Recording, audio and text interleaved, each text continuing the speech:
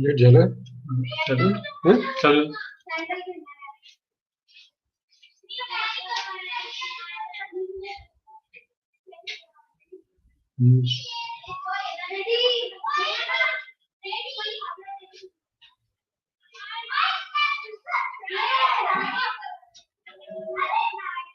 Screen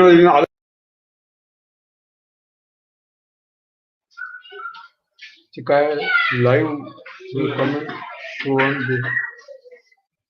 show on काय comment चलो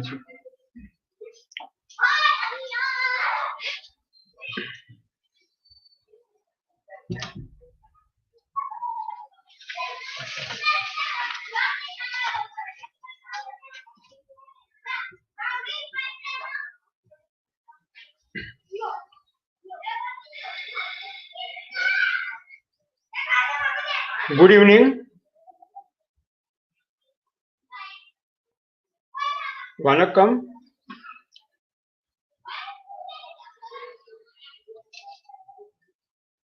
As we had decided that in March, once a month we will discuss on last Sunday. And now today, we are going to continue to talk about rain-fed dryland fruit forest model.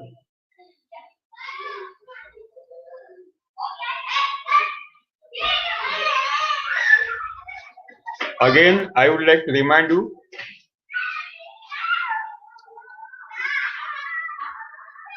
as declared last time, in March we will meet together only last Sunday evening, and that's why today we will discuss about the dryland rain-fed orchard.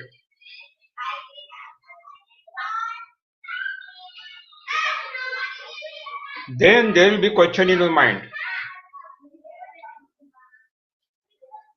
Dryland orchard without irrigation? How it is possible?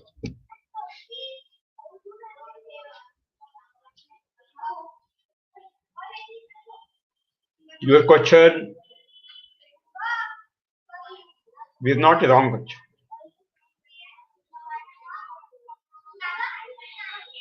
Because agriculture universities has introduced a wrong concept in your mind that for orchard irrigation is required.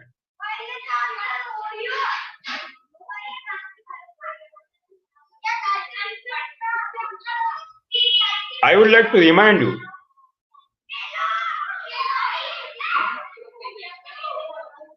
in severe drought condition, no rain, continuous drought, no drinking water also,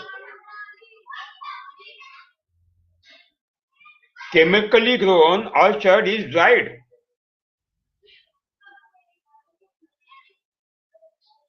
Chemically orchard fruit trees are dried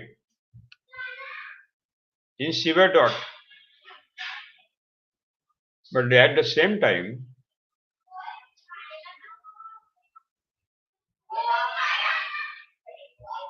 in the forest, on the bund of your farm, on the roadside, No one tree is dried. Trees are not dried. They are alive with full greenery and uncountable fruits also. Why? Drought is same in chemically grown orchard, same drought. In the forest, same drought. On the burned oil farm, same drought. But your chemically grown orchard is dried, and forest trees are not dried, they are alive.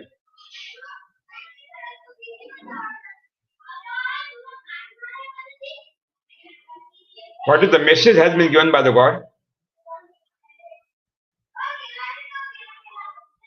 The message is given by the God that God does not want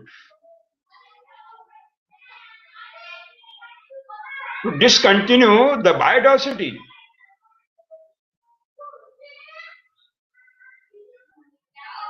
The God wants to continue the diversity.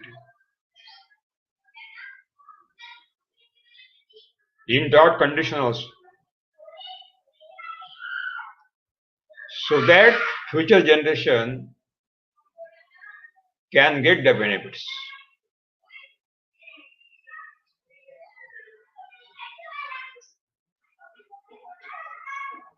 That means we can conclude there is a self-developing, self-nourishing, self-reliant system of the God by which none of the tree in the forest is dried in severe drought also.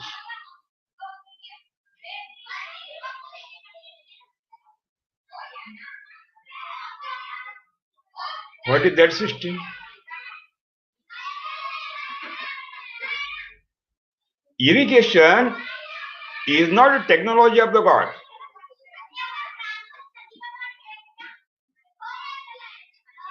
There is no existence of irrigation in the nature.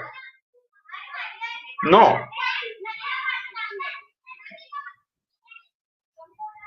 All dense forests are existed in only dry land, rain-fed. A huge tree with uncountable fruits throughout the year. Without human assistance and human existence.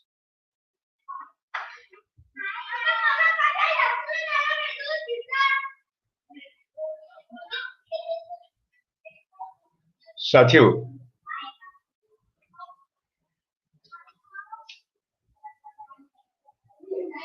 don't think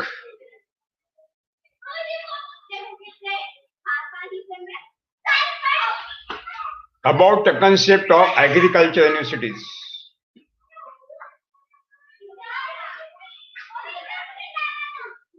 Because agriculture universities do not know what is the fundamental science.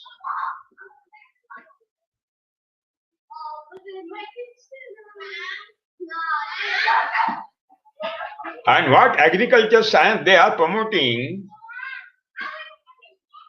it is not a science. So they are not scientists.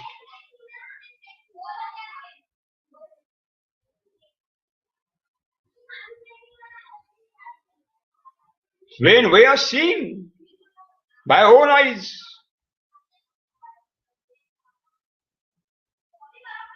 no evidence is required to prove it. We are seeing straight in front of the eyes.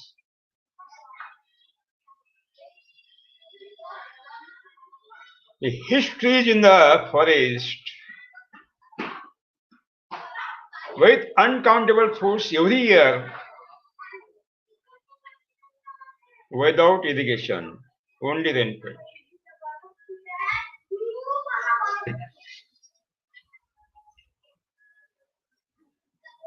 That means the God is having its own technology.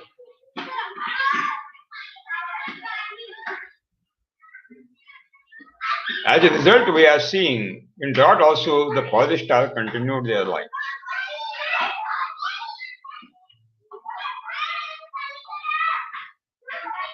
What is the system of the God?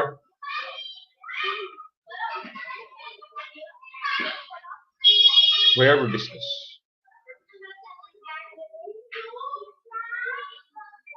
But before, to know about the system of the God, self-developing, self-nourishing and self-reliant system of the God, it is very essential to discuss about the human activities which are damaging that system of the God.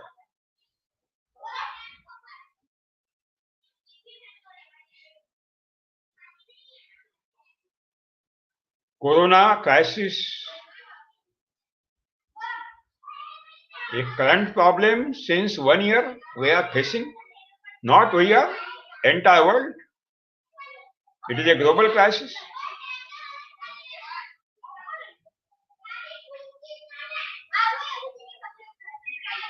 After Second World War,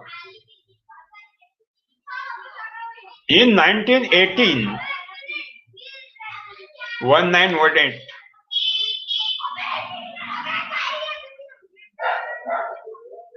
there was a corona,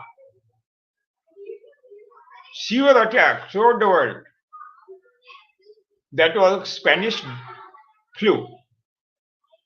Flu is a corona. Corona is a flu. We are giving the name corona to specific strain of the viruses. And flu also is occurred by viruses.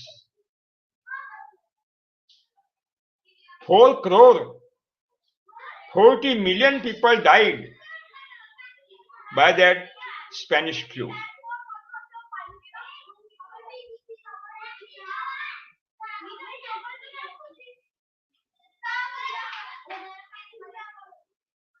Corona, whether will be controlled by vaccination,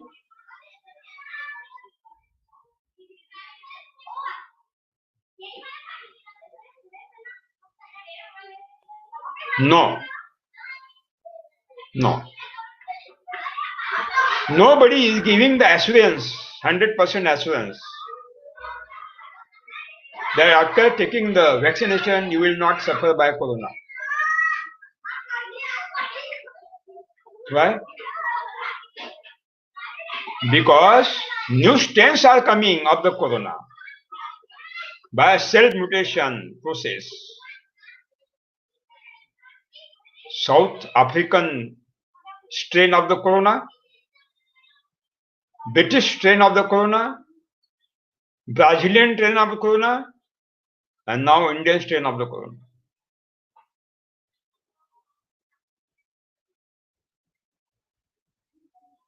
South Africa, Brazil, India, China are the developing countries.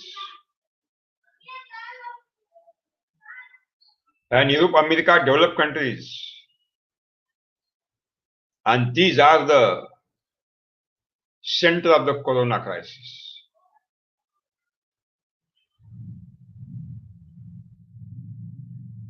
Whether so-called Western development process is responsible for corona?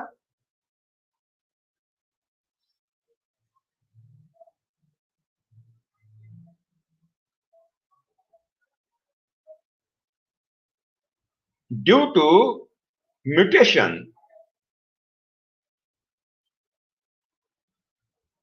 every virus and bacteria is trying to reform and develop new strain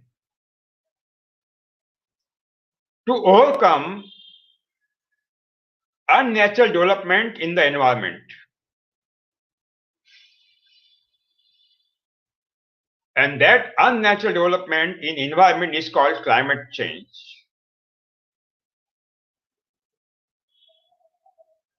Not only human corona. Due to climate change, new viruses are attacking on the crops, new bacterial diseases and insect also.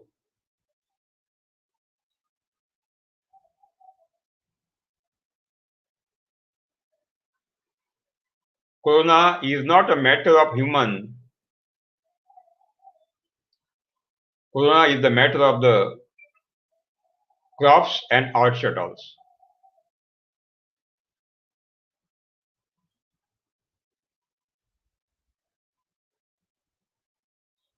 These viruses and bacteria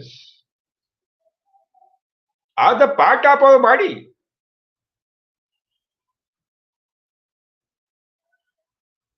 When the God has sent human, God has sent with corona, with viruses, with bacteria.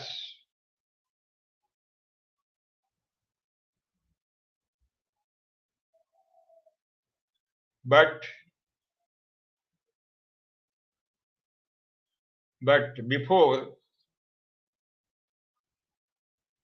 industrialization, revolution, these viruses and bacteria will not become violent.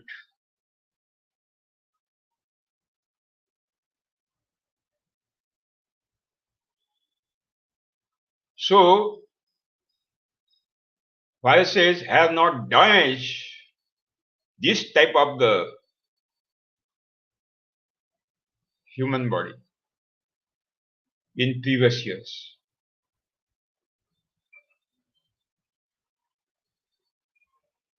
Why corona is become violent?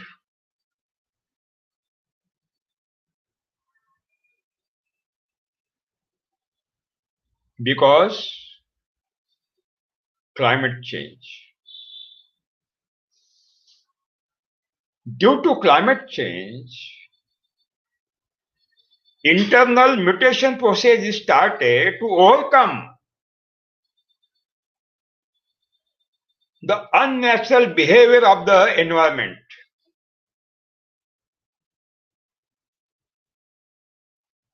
So that viruses and bacteria can continue their lives. So they are reforming their bodies and developing new strains by internal mutation.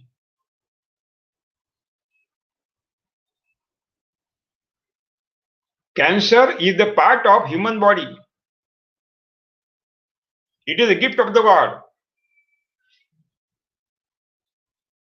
Cancer is a part of human body, sent by the God since our birth.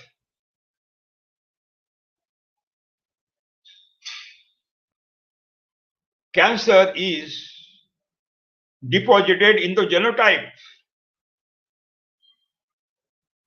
The specific gene, oncogene, responsible for cancer.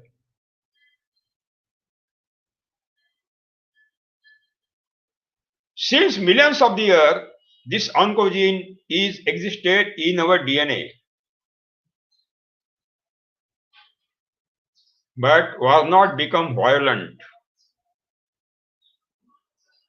was not become dominant. It was recessive. So before industrial revolution, there was no cancer. Here is few.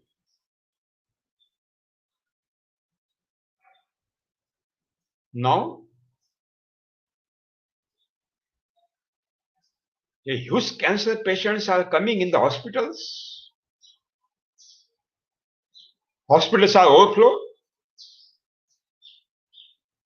Why?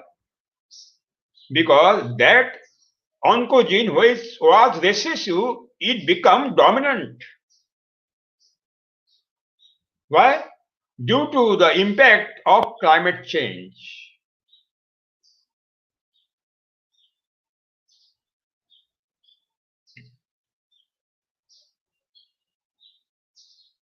Climate change is not damaging human body, plant body.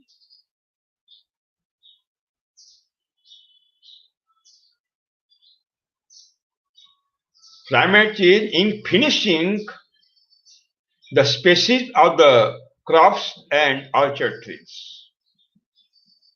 State impact on the orchard and the crops.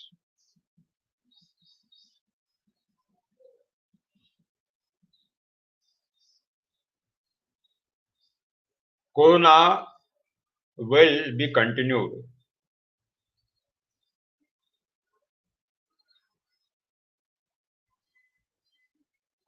I think that only vaccination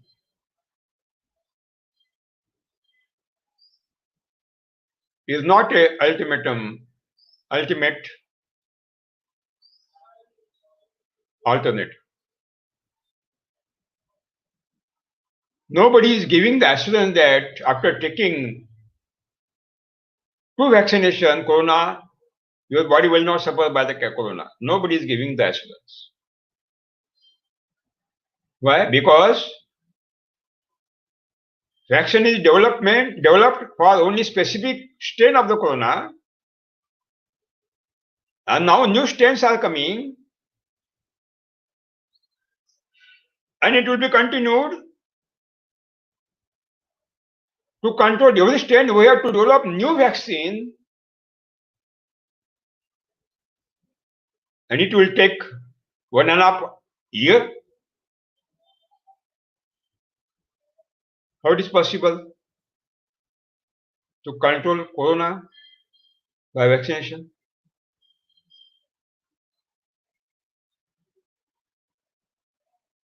May be possible. In coming year, maybe some new strain of the corona which will all cause this vaccination.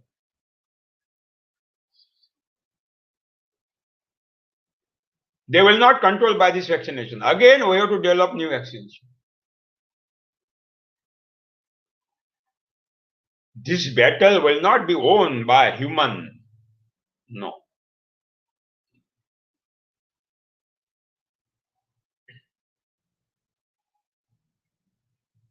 In the hospital, when the new child is born, immediately tuberculosis vaccination is given. Immediately, throughout India.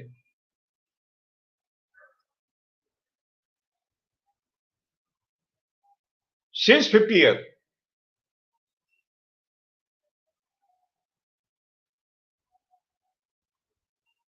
Four lakh people are dying by tuberculosis every year. TB. Why?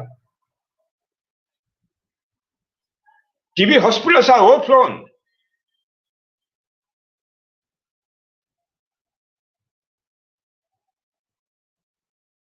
Maybe after vaccination, the intensity of corona will be reduced.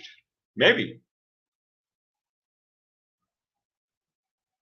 It will not become severe after taking vaccination. Maybe. But nobody can give the assurance that will not suffer by corona.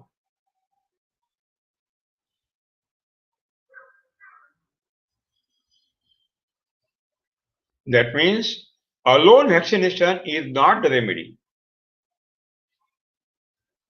To control corona and also the viruses on the orchard and crops,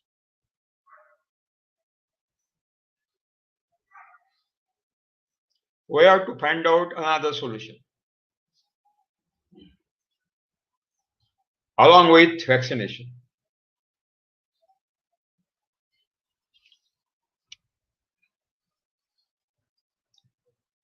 and WHO said that there is no medicine for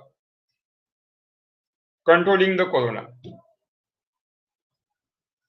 What the medicines are given to the patient, they are symptomatic medicines.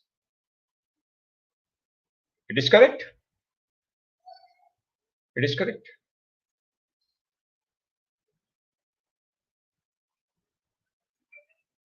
So, we can't depend upon the medicine and vaccination to control not only this corona, future strains of the corona and bacterial diseases.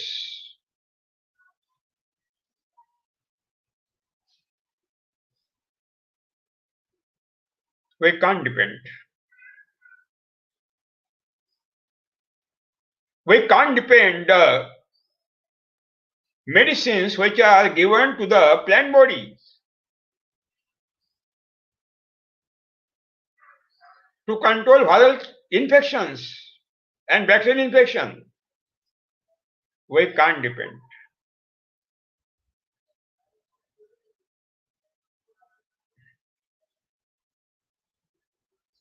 Medicine is not the remedy to control any disease. Medicine creates side effects, new problems. Why? Because medicine is unnatural for human body.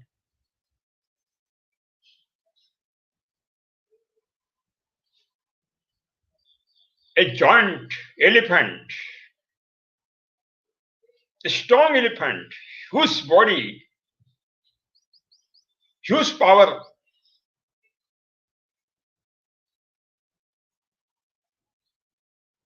it is not eating any medicine. It is not taking any vaccination. Why elephant is strong?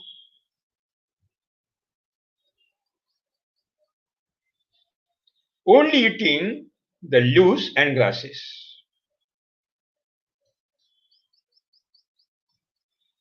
That means medicine is not a remedy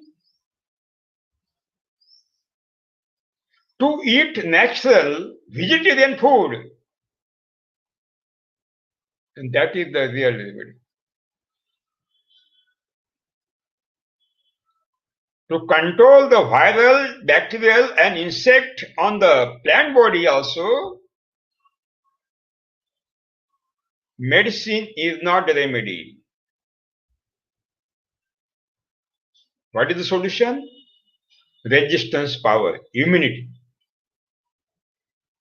To create the resistance power in the plant body, in the human body, and that is the real remedy.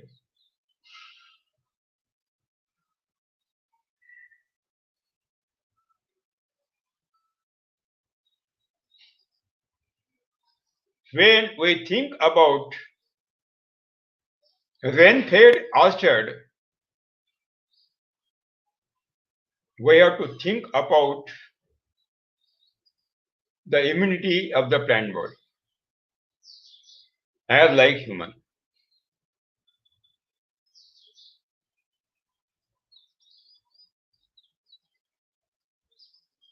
And there is a straight impact of the climate change on the immunity of the plant body and human body. Straight impact.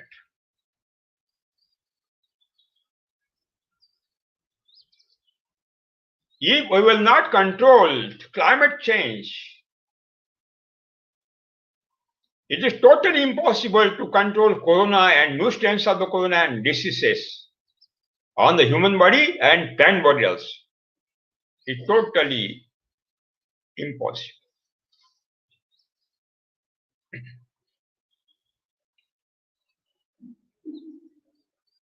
And that climate change,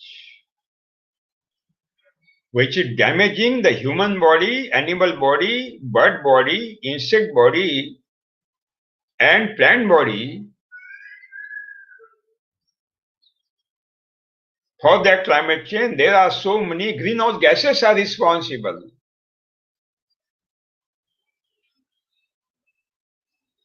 Carbon dioxide, nitrous oxide, and methane. Main greenhouse gases.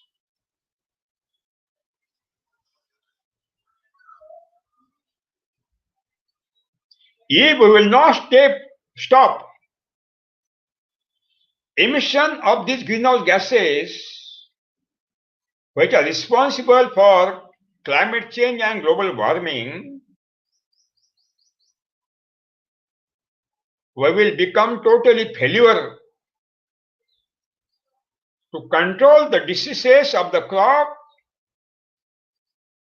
control the insect attack on the crop, and disease attack on the human body.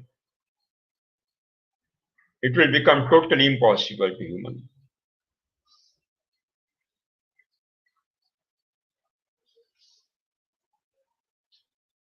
If we want to continue our agriculture in future, it is most essential to control the emission of the greenhouse gases.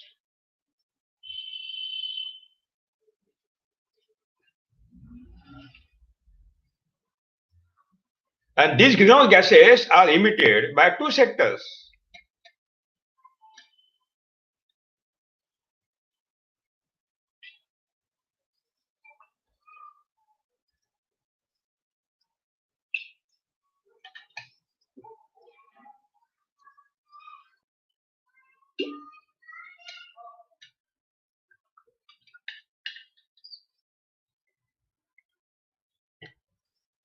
First is industry sector.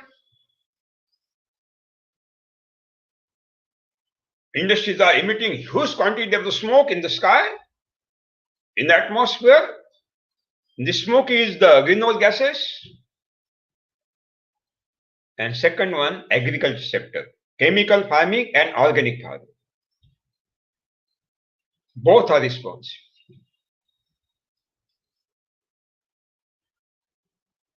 That means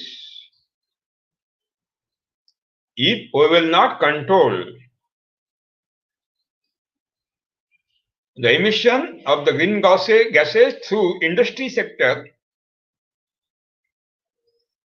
and if we will not ban chemical farming and organic farming, we can't control the emission of the greenhouse gases, we can't control the climate change and global warming.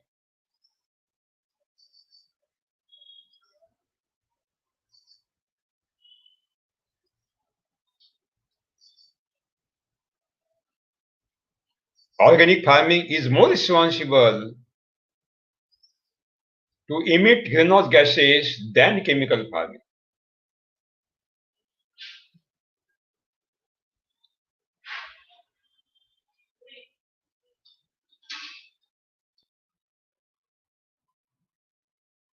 Cow dung manure pit, heap up the cow dung manure in the pit.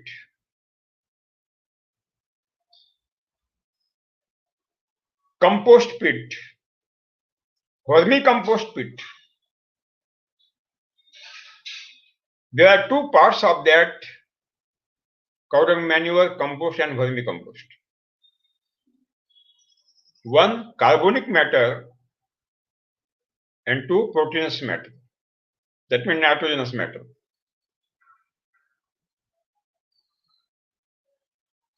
Carbonic matter is decomposed. Carbonic matter in the cow dung manure, compost, vermicompost is decomposed by actinomycetes.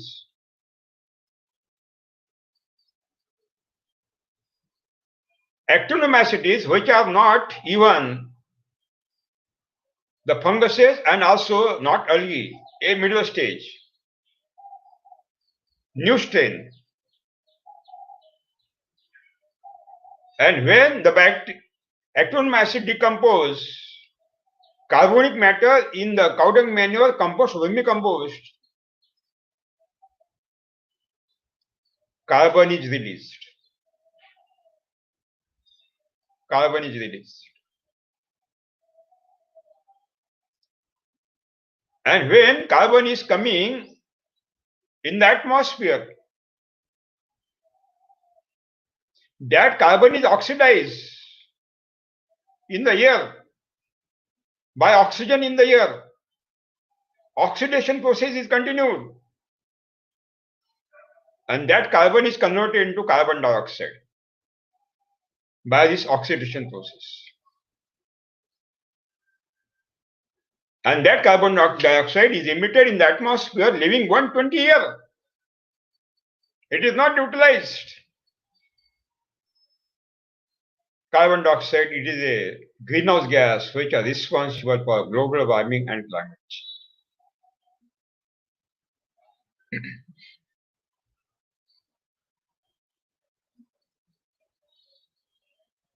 When actinium acid is decomposed, nitrogenous ammonic form, proteinous form of the cow dung manure compost, vermicompost, proteinous part, ammonia is released. And that ammonia is converted into nitrites. Nitrites by Nitrosomonas and Nitrococcus bacteria.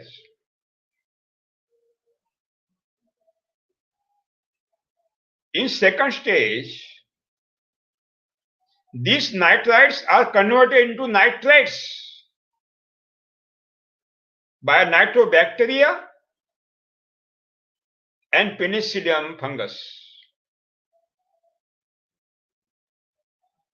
In the third stage, nitrates are converted into free nitrogen by Micrococcus denitrifying bacteria, and this free nitrogen is coming in the atmosphere. It reacts with the oxygen in the atmosphere.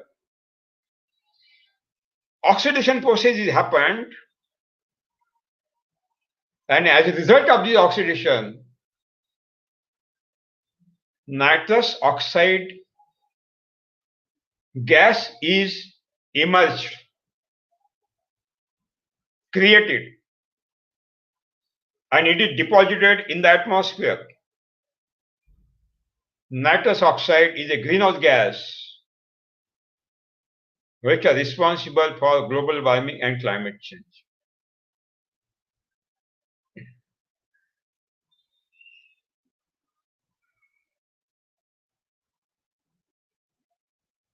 And after decomposition, when you apply cow dung manure, compost, vermicompost on the surface of the soil, these manures are having 46 to 48% stable carbon, and you are spreading cow dung manure, compost, vermicompost on the surface of the soil before sowing in May and in September, October.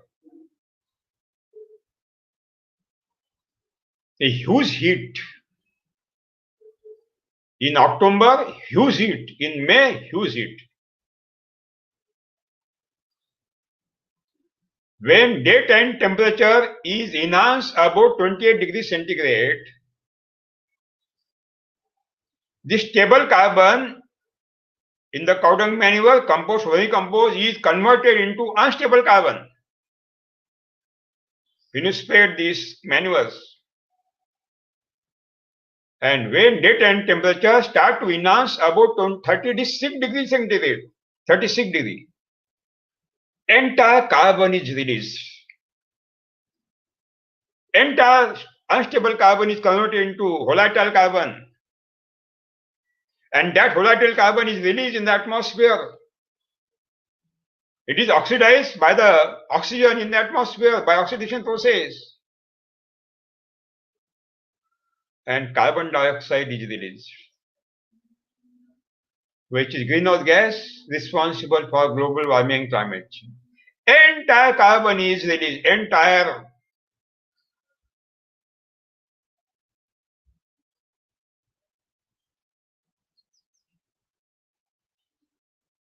Organic farming is more dangerous than chemical farming in the concept of climate change.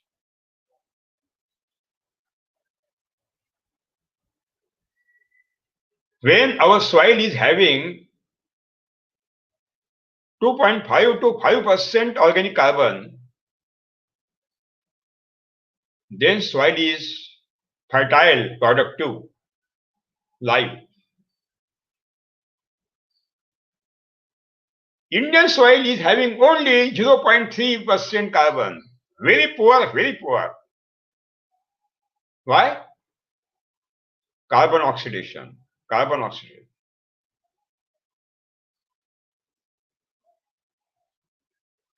Carbon emission.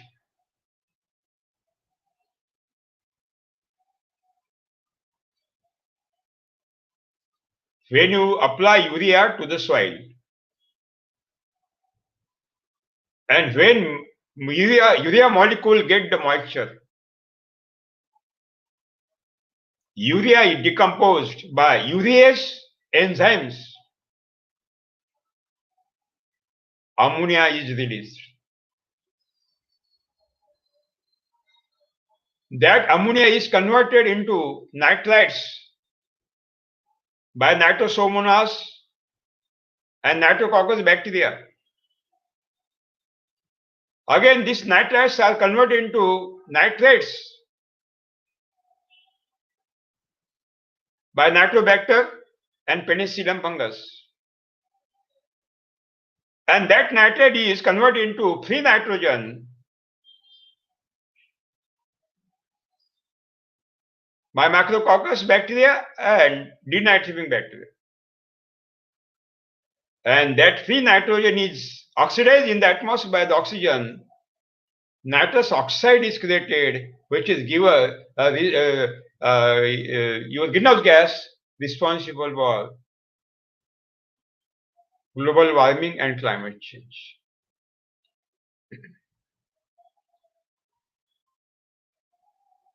Inside the pit of cow dung manure,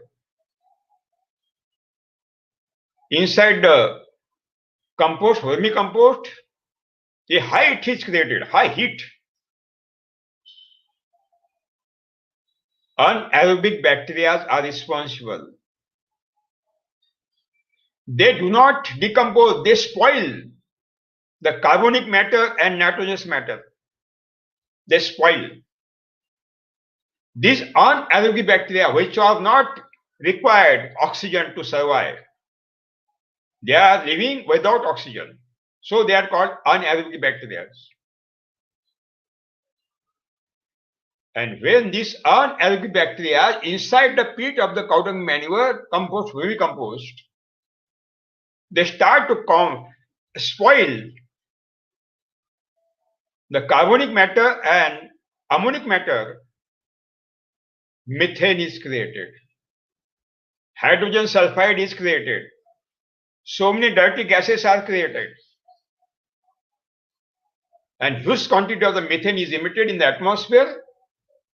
It remains in the atmosphere for 20 years, not neutralized.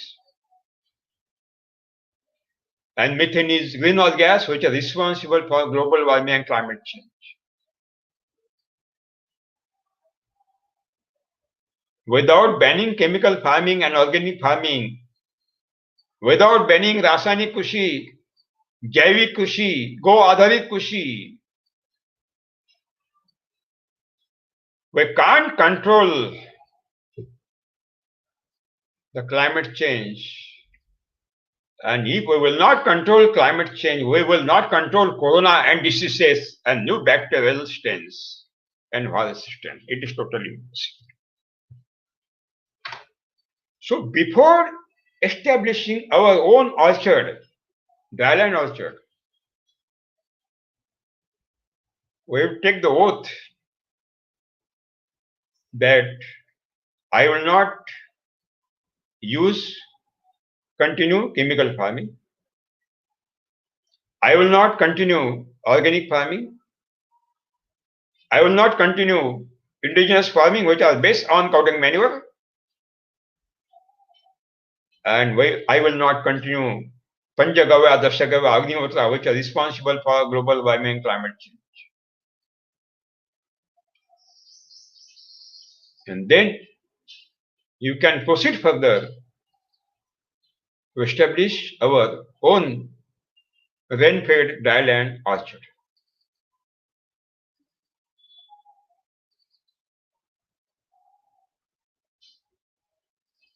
Are you ready? If you are really ready, you will be the God for future generations. We are finishing the future of the future generations speedily by this so-called Western atheist lifestyle and also by this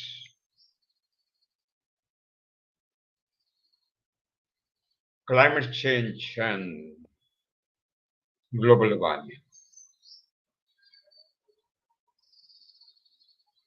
There will be no future of the future generations. So it becomes our commitment to give the bright future to the future generations.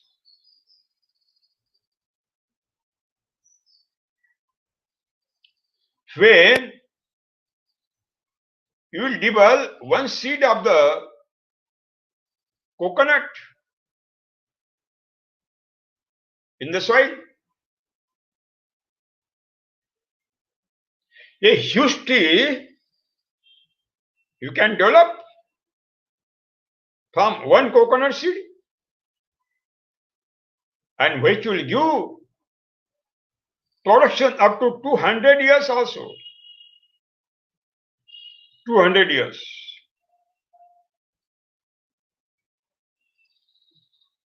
When you dibble, sow one seed of the mango inside the soil,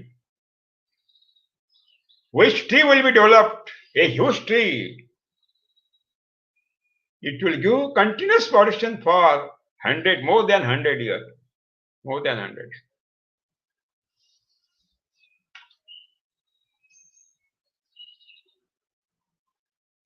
Yesterday, Sandesh Patil from Maharashtra, Usmanabad district, called me.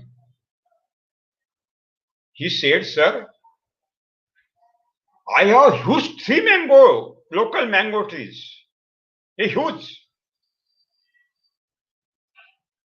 How many years old? More than 100 years. He said, my father is now 75. And he said, in his childhood, he was seeing the history. 75 plus 50. More than 100 years. Strong mango trees of local mango. I asked him, what is the production? He said, sir, 7,000 fruits, mangoes are coming every year per tree, a huge tree. Rain fed, totally natural. Because it is not a cultivated land. It is a grazing land for their bullocks and cows. So no irrigation, no fertilizer, nothing. Every year giving per tree 7,000, 8,000 fruits.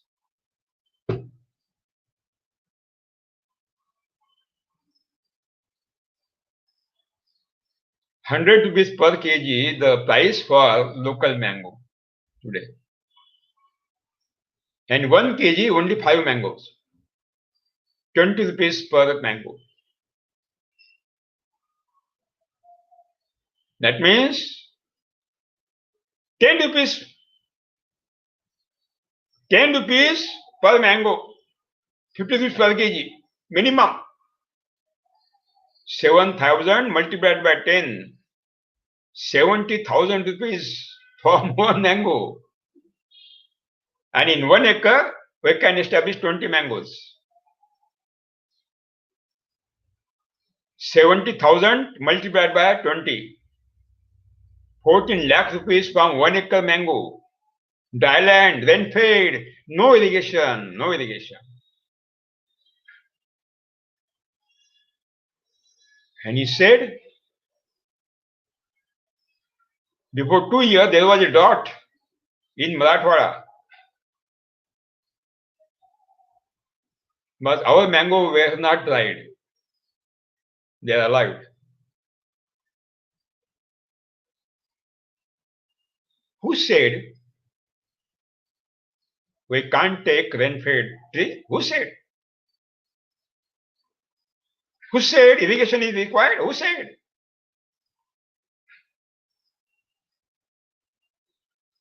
Total wrong concepts of the agriculture universities. Total wrong concepts.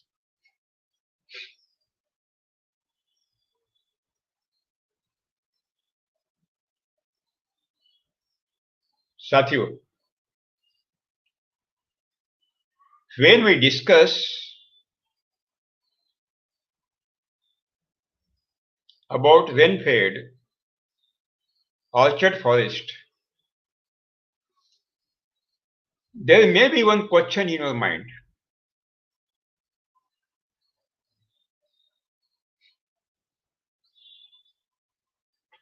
How it is possible?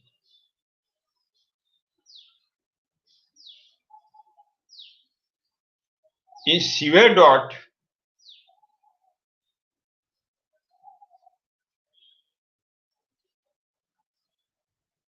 the forest, huge trees are not dried, even trees are dried. Drought is same for both. That means the God want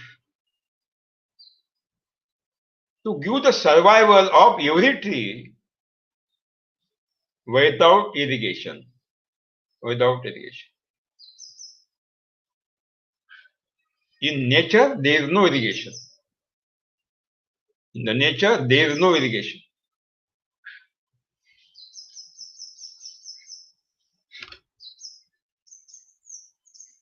When I visited Goa 2 years ago, field visit,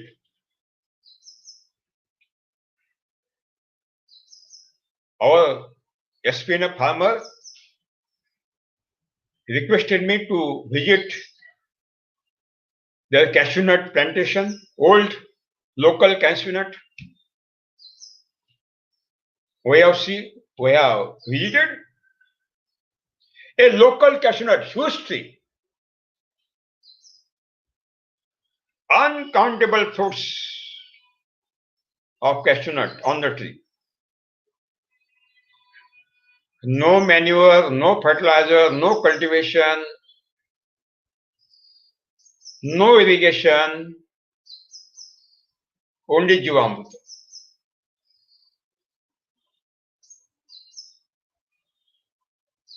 On the surface of the soil. No irrigation. We can't count the number of the cashew nut. Huge cashew nut.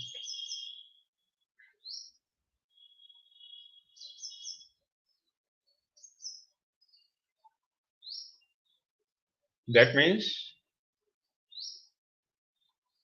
we have to find out the technology of the God by which irrigation is not required.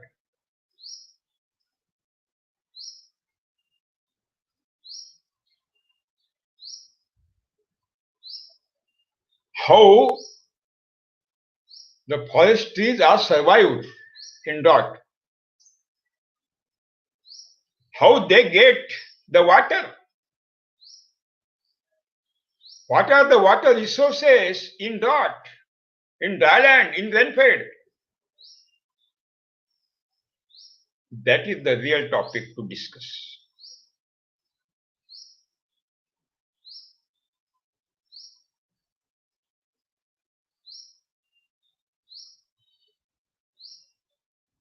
To continue the biodiversity of the vegetation in rainfed, without irrigation, in severe drought also, God has given the contract to microorganisms and local earthworms.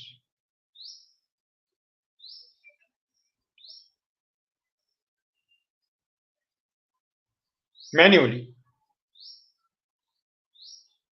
And God has given the authority to supply the water in dryland, rainfed, to root, main root, tap root, and capillary pores. These are the four wheels. Microorganisms,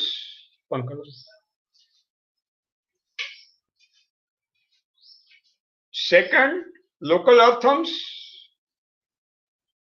third, taproot, and fourth, capillary pores.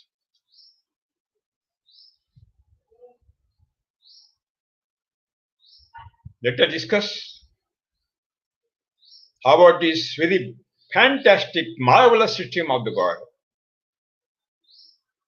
which supply water to huge trees in the rainfed also and in drought also.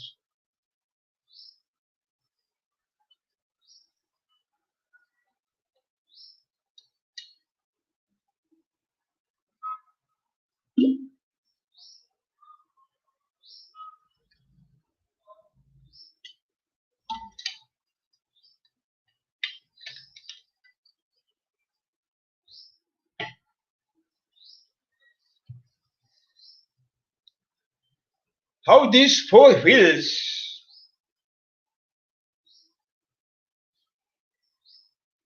of the God technology are activated. That is the topic we have to discuss. First,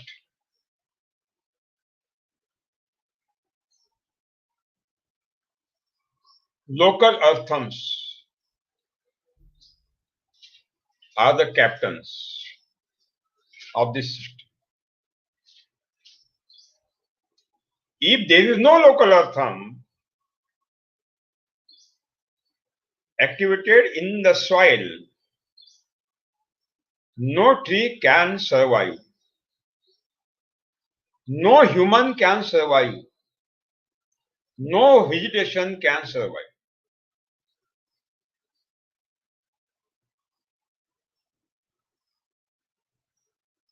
Local earthworms cultivate the land up to 15 feet continuously by their up-down movements, continuous up-down movements.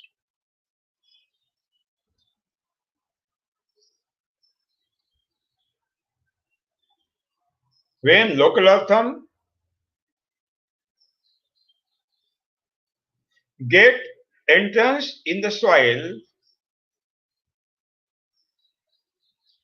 they are developing the holes. They are creating the hole while going downward. And when local earthworm will come up, they will not return through the previous hole. They will create new hole and will come up. and cast their casting on the surface of the soil.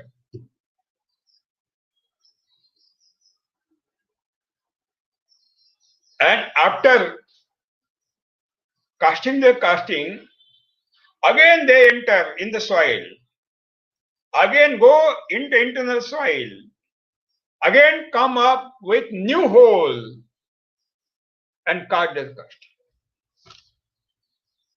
That means 365 days in a year, 24 hours in the year, in the day. Continuous up-down activities are continued by the local earthworms in the soil, and soil is become totally porous. A huge network of the holes is created in the soil. Soil become totally porous.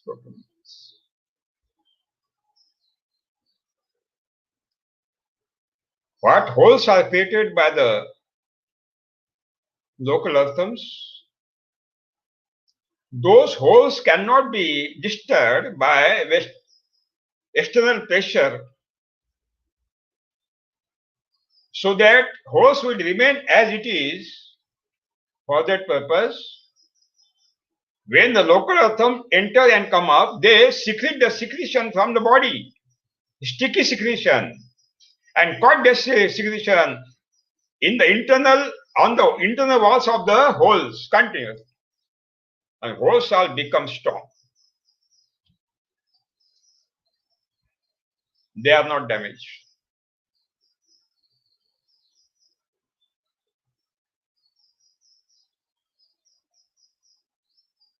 Cloud bursting.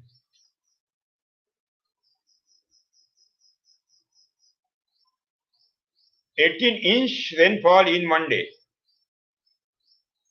High rainfall, continuous.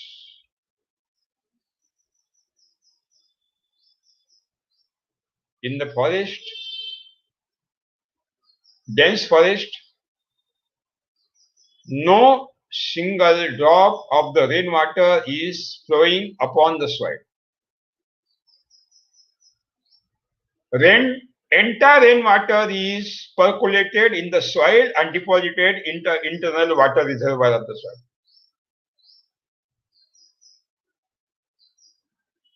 No single drop of the rainwater is flowing upon the soil. Why? Through these holes created by the local earthworms. An internal water reservoir is totally saturated by the water. And that water is coming in the streams, ultimately coming in the rivers. And rivers start to flow throughout the year. Throughout the year.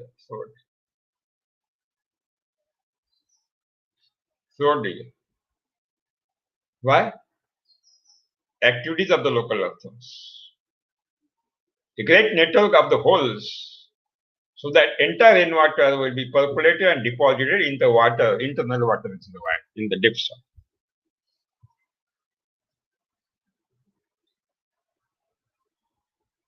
In my childhood,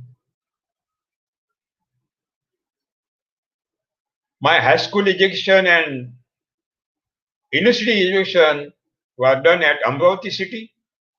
There was a house, and there was no chemical farming in my village. Entire Vidarbha, there was no chemical farming. Only traditional farming, indigenous farming on cow dung manure.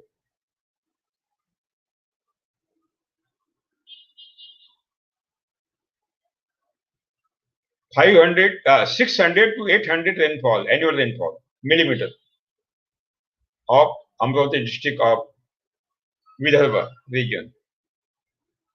600 to 800 millimeter every year. But my Bembala river was flowing throughout the year. In summer vacation, when we were going to my village, every evening we were going to Bembala river for swimming. And after swimming, coming back to home, and local mangoes we were eating. Every day there was a program.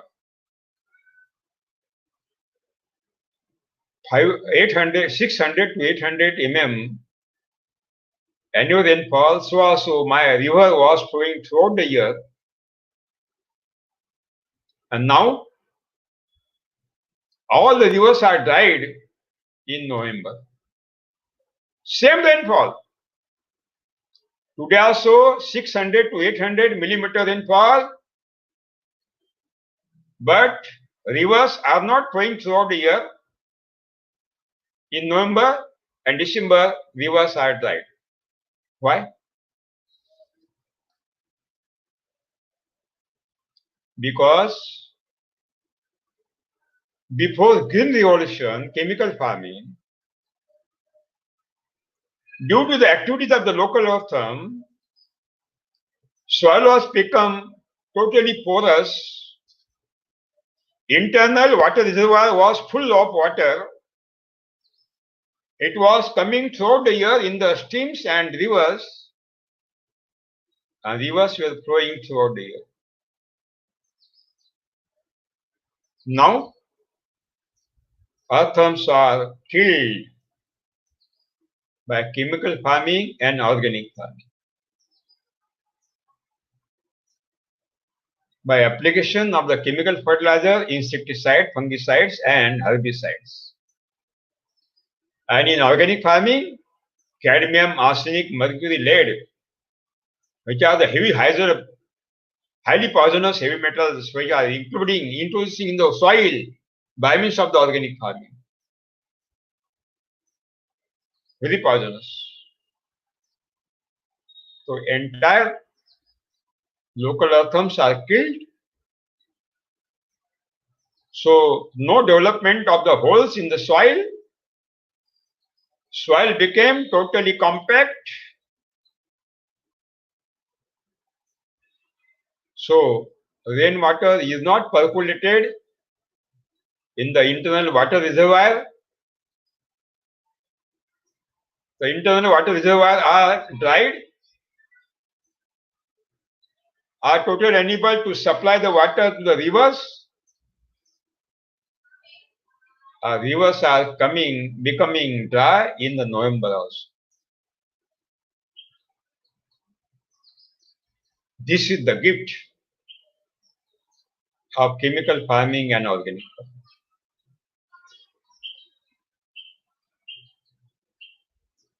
Without banning the chemical farming and organic farming and indigenous farming, it is not possible to continue our agriculture in future.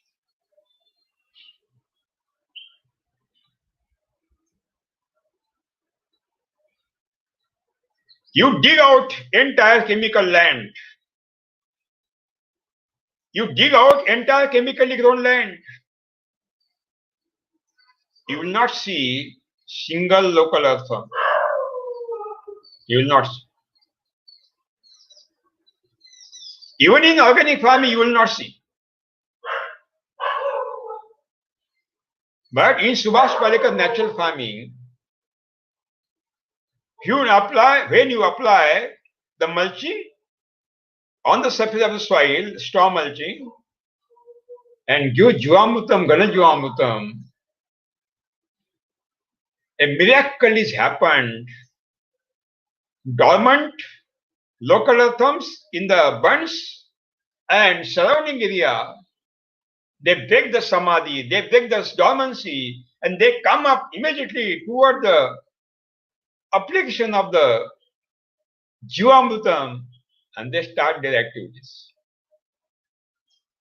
Within 3 days, you will see the small earthworms, and within 10 days, you will see the big earthworms. And after 1 month, earthworm.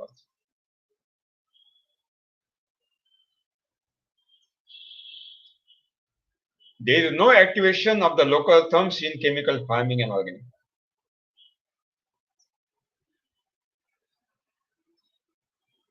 Only Subhash Palikar natural farming, SPNF,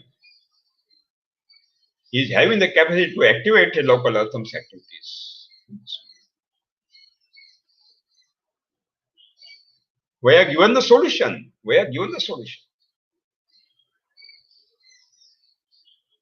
And when entire rainfall is deposited in the internal water reservoir inside the deeper soil zone,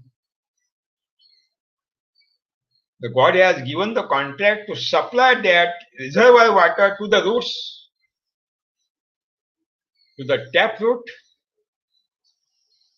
of fruit tree and capillary pores. I will show the root system of the tree.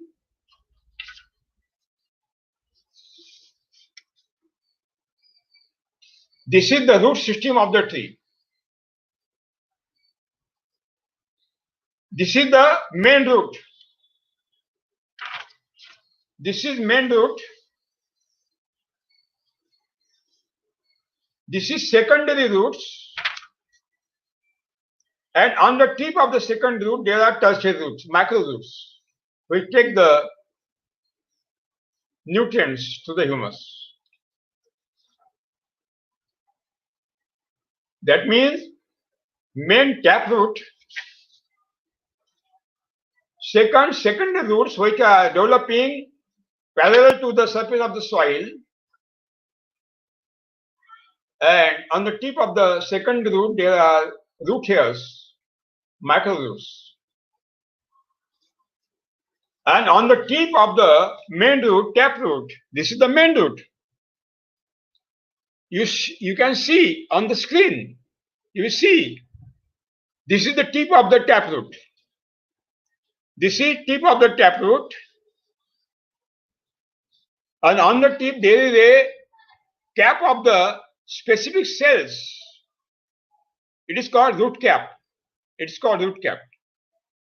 Specific cell. These are the specific cell.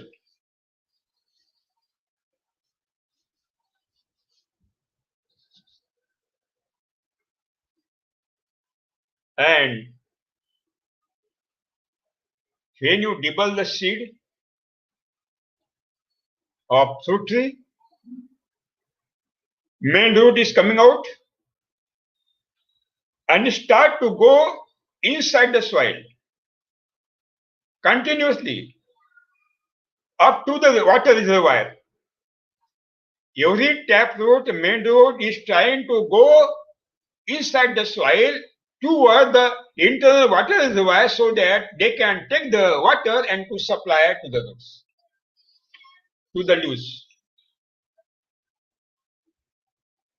When the roots start to develop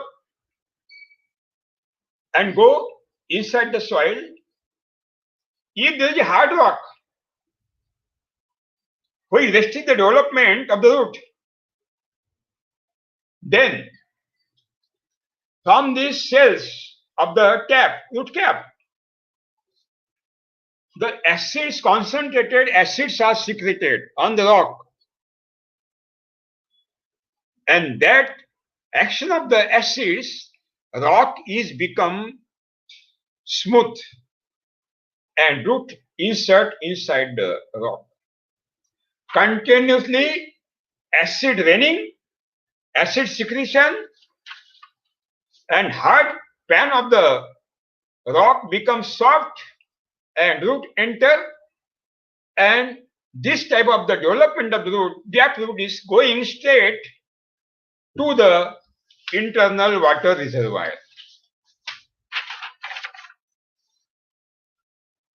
To the internal water reservoir. This is the internal water reservoir, and that main root is come in the water reservoir. And that main root is getting the water, taking the water and supplying straight to the leaves.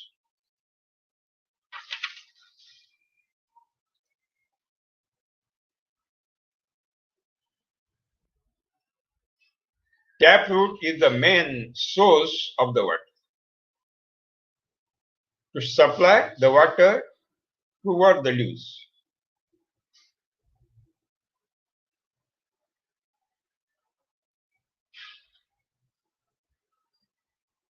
And God has given the contract to capillary force after rainy season to supply the water, internal water, reserve water towards the leaves, to the roots.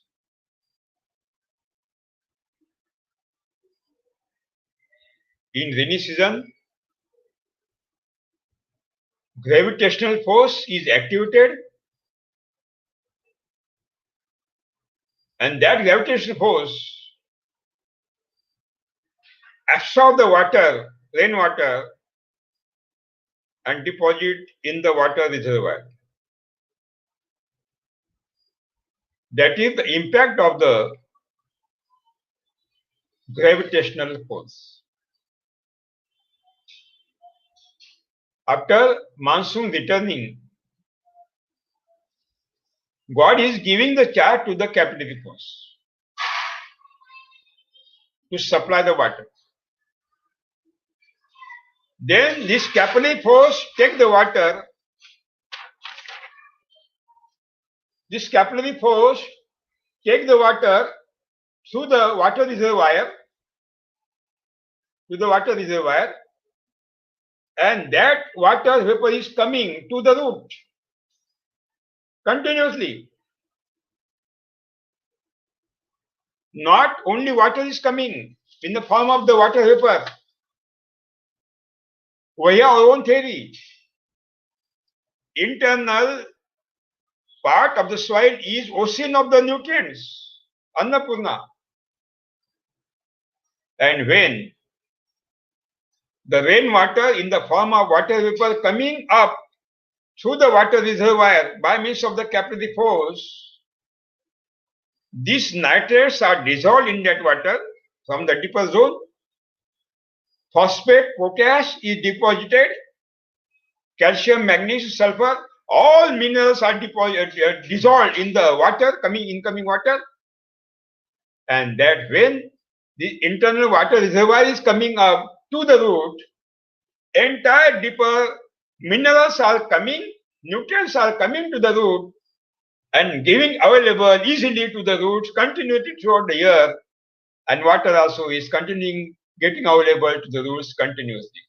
And excessive water is coming upon the soil by task evaporation losses and coming in the atmosphere. Very fantastic system of the God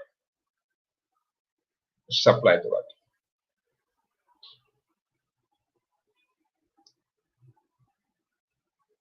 When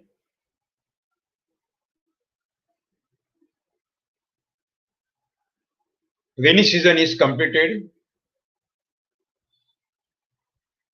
temperature is enhanced very speedily.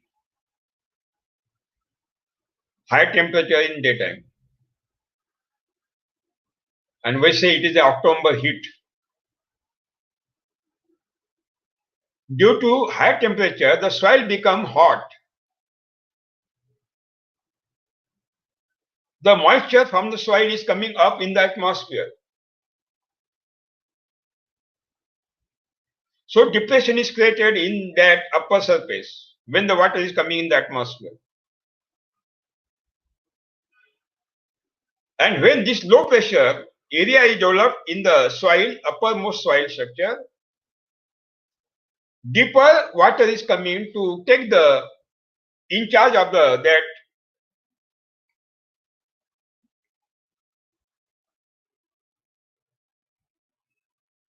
we can say low pressure area. When deeper water is coming in the upper water area, then again in the deeper water area, the low pressure is developed. To fulfill the low pressure, again deeper water is coming, and through the water reservoir, this water is coming straight to the surface of the soil by means of the capillary force. Capillary force is activated with the help of the high intensity of the solar light.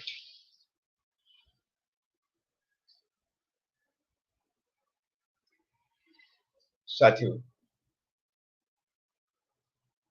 That means local earthworms create the uncountable holes to the soil, create great network of the holes to the soil, so that entire rainfall can deposit in the soil in the water reservoir, and water reservoir become fulfilled, saturated, and that water reservoir is coming up to the roots, to the leaves, by means of the taproot and capillary force. This is the system of the God.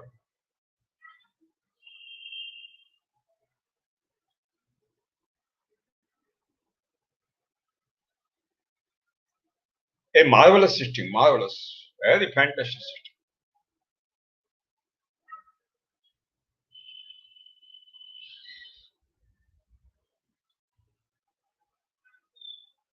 Satyu,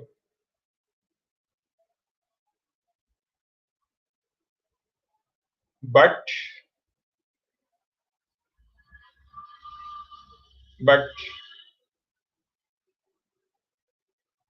we are the enemies of this natural system of the water supply.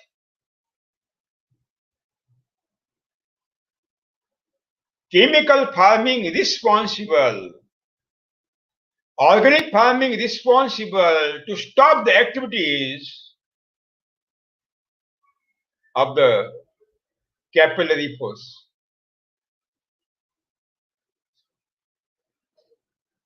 How?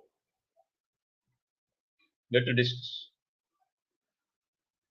Our subject is rain-fed orchard, rain-fed orchard.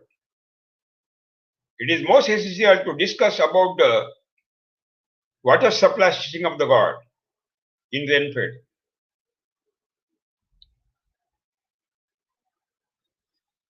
In between two soil particles, there is a vacuoles, pore spaces, vacant spaces in between every two soil particles. And there is a great network of the spores from the surface of soil up to the water reservoir. And through these holes, pore spaces, vacuoles, capillary force are activated. Through these pore spaces, vacuoles, great network of the vacuoles, the internal water reservoir water is coming up by capillary force to the roots.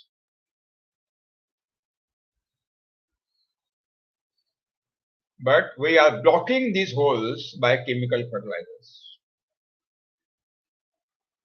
Blocking. By deposition of the salts, ksharas. Urea is having 46% nitrogen. What is 54? Salts. Deposited in the soil, in the pore spaces, vacuoles. Single superphosphate, 16% phosphate. 84, salt. Salines. Potassium sulfate, 48% potash. 52, salts. When you apply chemical fertilizer, you are depositing salts inside the soil, in the pore spaces, in the vacuoles. And all vacuoles have become blocked because these salts are acting as a cement concrete, which bind two particles with very compactness, and soil becomes cement concrete. Cement concrete. A hard pan on the soil surface, hard pan. Soil becomes saline. And you know, cement concrete is having the character that rainwater is not percolated inside the soil, they are flowing upon the soil.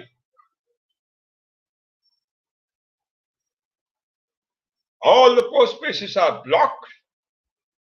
All the holes which are created by the local earthworms are blocked by these ksharas, by these salines, by these salts. Soil becomes cement concrete, and rainwater is coming, not percolating in the soil. They are flowing upon the soil and going to the ocean. Incoming water is transparent, white. Flowing water is black. Why? Because fertile soil particles and humus particles are dissolved in the soil, and flowing water is taking the humus and fertility of the soil and going back to the ocean, depositing in the ocean and dams.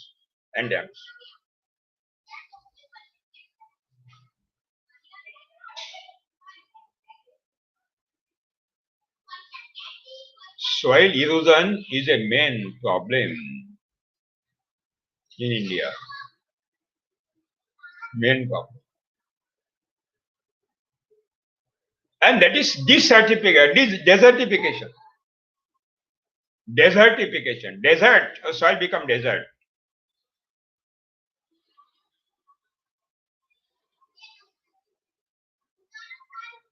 Without banning chemical farming and organic farming, it is totally impossible to continue future agriculture throughout the world. It is totally impossible.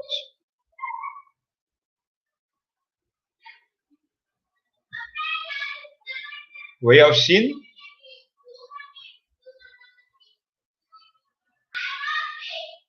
the great importance of the activities of the local earthworms in the soil and capillary force, which are responsible to supply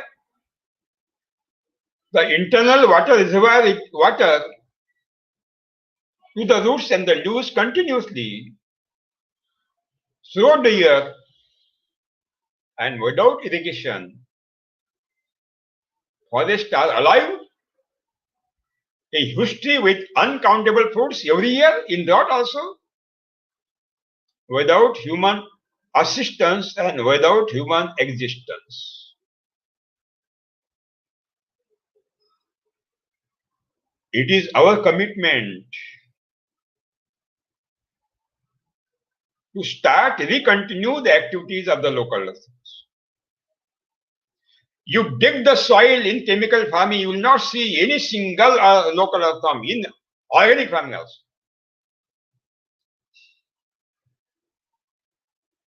But you apply Jivamrutam, Ghanajivamrutam and cover the soil by mulching, automatically they are coming, they are breaking dormancy, automatically coming, and they are starting their activities.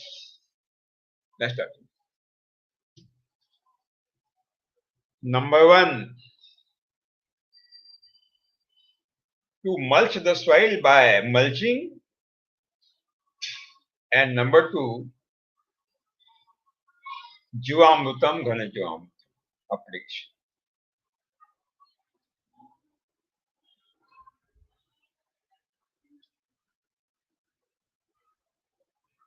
Why the plant body want water?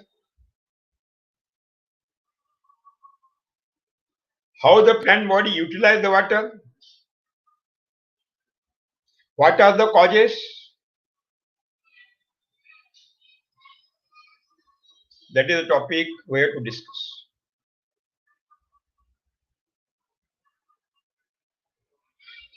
By means of the photosynthesis process, we can say carbon assimilation process, The green leaves take the carbon dioxide through the atmosphere and deposit in the leaves, green leaves. During photosynthesis process, the green leaves take the solar energy through the atmosphere, to the sunlight, through the stomata, and deposit into the leaves. Solar energy is converted into chemical energy in the leaves. Now, carbon is deposited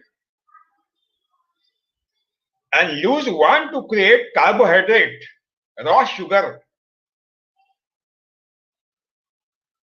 from this carbon, and for that purpose water is required. When carbon and water is combined together chemically, and then carbohydrate, sugar is created. For that purpose water is required.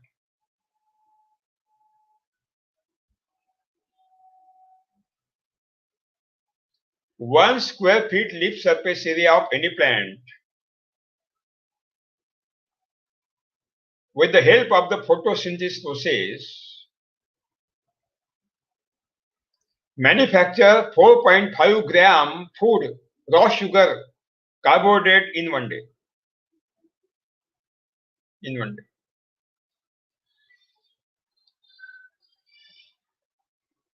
For that purpose, water is required.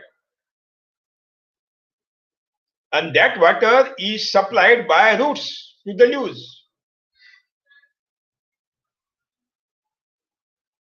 taking to the deeper soil and water reservoir. Continuous flow of the water through the water reservoir up to the leaves is continued throughout the year in dryland rain-fed plantation.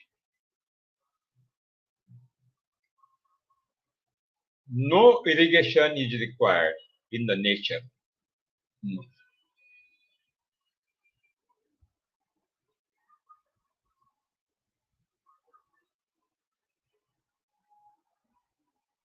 Second cause, that is also important,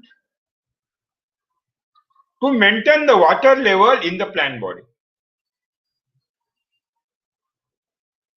Plant body is having 70 to 78% water.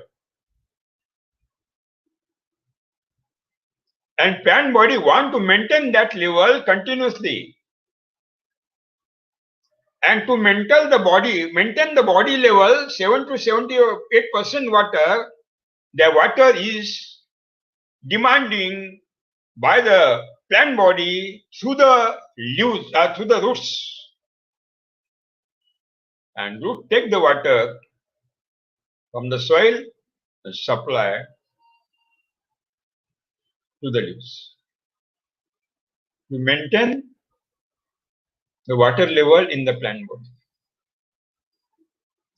If body will not maintain the water level 70 to 78%, dehydration process is started in the plant body and plant body is dried.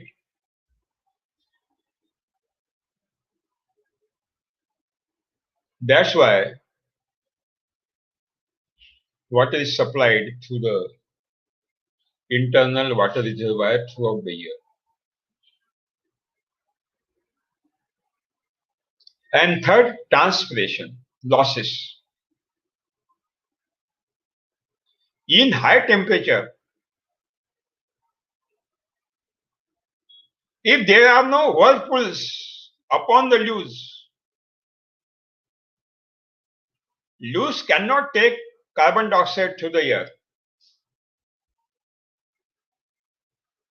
Leaves are not having the capacity to take the carbon dioxide straight from the flowing air. No. only the loose can take the carbon dioxide through the whirlpools upon the surface of the loose.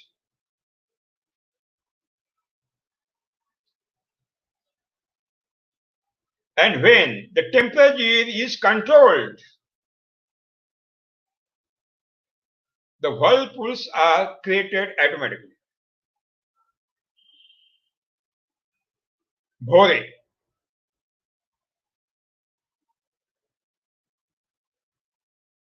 And to control the high temperature,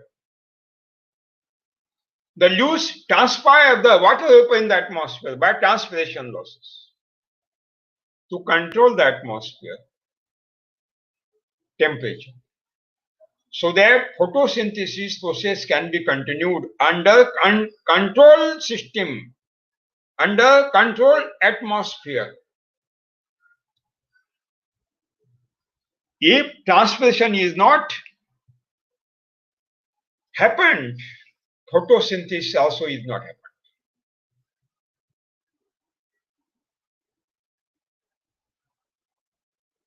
That is called air conditioning effect. Is created upon the soil, upon the loose surface by transpiration process. One 50-year-old tree, one 50-year-old huge tree transpired 2 ton, 200-liter water in one day. One 50-year-old huge tree transpired 200-liter water one day, in the atmosphere by transpiration. And so air is cooled. Cooling effect is created.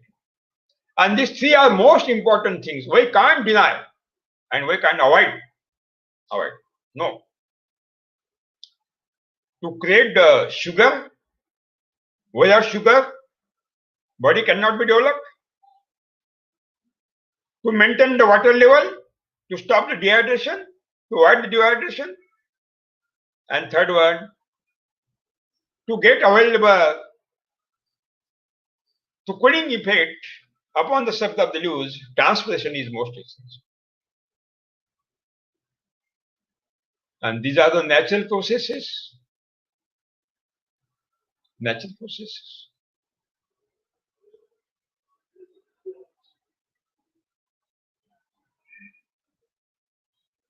So,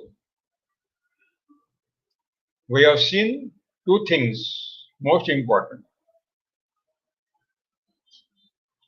To consume, to conserve entire rainwater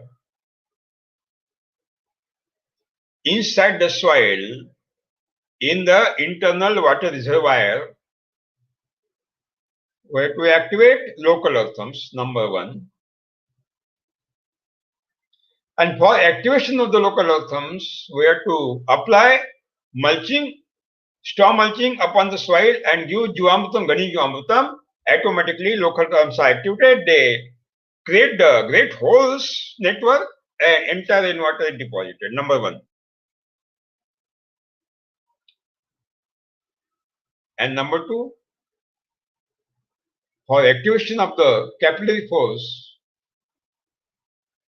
we have to avoid the deposition of the salt inside the soil, which are deposited by application of the chemical fertilizers. As a result, we have to stop the utilization of the chemical fertilizers.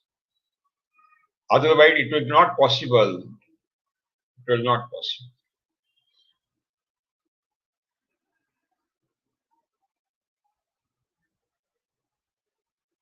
Satyu.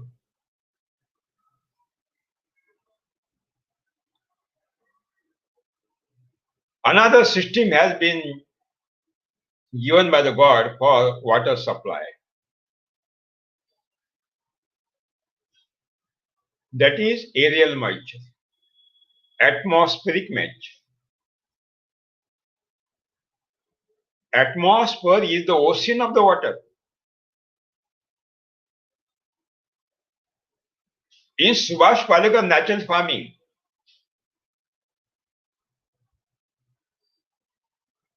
we are using less water from the soil. We are using maximum water from the atmosphere.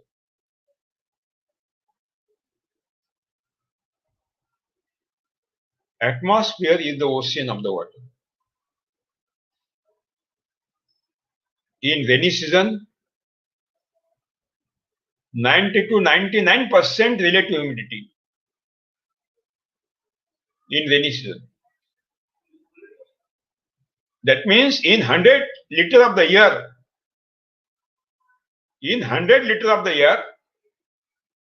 we will get 90 to 99 liter water vapor.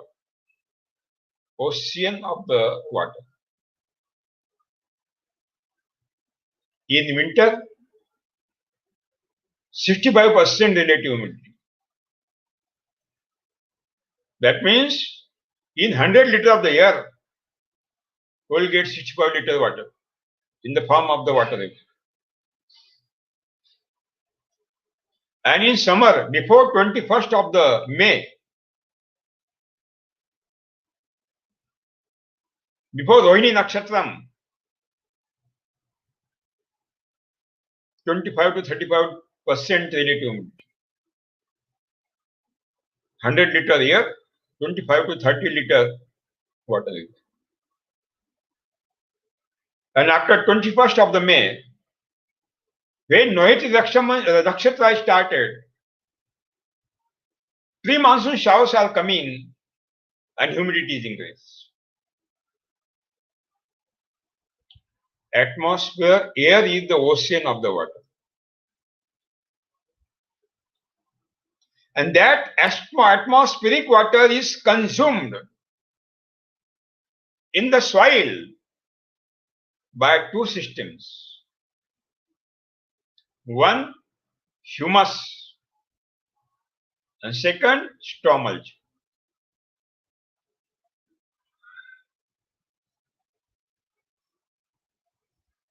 One kg humus consumes 6 liters of the water from the atmosphere through the atmosphere in one day. And that was supplied to the roots. Humus is the best mediator, topmost mediator to supply the aerial moisture to the roots. Humus is a spongy body. Humus is a fantastic biochemical reactor. Humus is the ocean of the nutrient. Humus is the fertility and productivity of the soil. Humus is the food stock of the roots.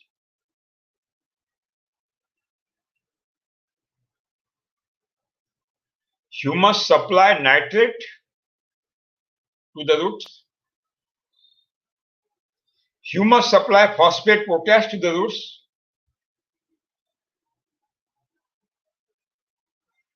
By means of the microorganisms, humus supply potash, humus supply calcium, magnesium, sulfur. Humus supply all macronutrients. 108 elements are required for the growth and development of plant body. Entire 108 elements are supplied by the humus to the plant body by means of the roots. Humus is the food stock of the roots. Even some hormones are required for the growth and development of the plant body. Those growth hormones are also created and supplied to the roots by humus. Humic acid is required for the growth and development of plant body. Humus automatically supply the humic acid to the roots. Automatically. The roots want organic acids for the development of plant body. Those organic acids are created in the humus and supplied by the humus roots.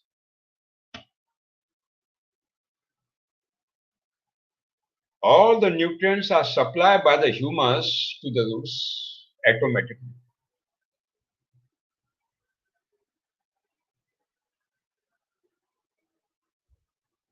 That means no cow dung manure is required,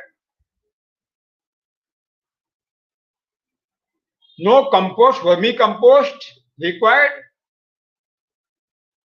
no NADEP manure is required, no biodynamic required, no Panchagavya, Dashakavya required, no chemical fertilizer required, no organic fertilizer, not edible, nothing is required, nothing is required, nothing. It is a fraud, totally fraud, totally fraud. Deliberately, the farmers are committed to purchase the manure and fertilizer from the market so that their pockets can be cut. This is the conspiracy. This is the conspiracy.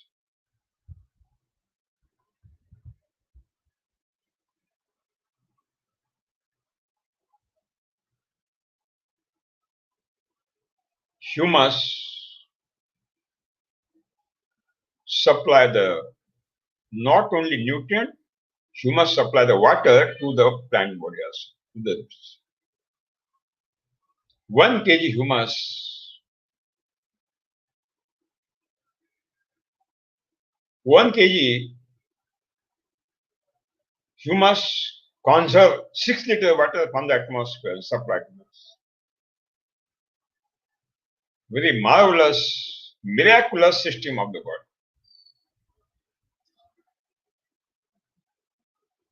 Straw mulching. Straw mulching is a double agent. When there is excessive moisture near the root zone, there is no OFSA. Straw mulching absorbs this excessive moisture from the soil and trans-evaporate in the atmosphere so that OFSA can be maintained near the root zone. And when there is a deficit of the water in the soil near the root zone, deficiency of the water near the root zone, then the straw mulching absorbs the water from the soil, to the atmosphere, to the air, and deposit in the humus and supply to the roots. Straw mulching double agent. And another work is given by the God to the humus, to the straw mulching. When you give 100 liters water to the soil by irrigation, 60 liters water is trans-evaporated in the atmosphere through the cracks upon the soil. Trans-evaporation losses are high. 60% soil water is trans-evaporated in the atmosphere. It is a huge loss of the soil water. Why? Soil is open. On the surface of soil, cracks are appeared. Soil is naked. And soil water is coming up by trans-evaporation losses and going in the atmosphere. Great losses of the soil water. But when you mulch the soil by straw mulching, we stop entire trans-evaporation losses to the soil. Soil moisture will retain in the soil. They will not come. Soil moisture will not come in the atmosphere. They will retain. They will remain in the soil.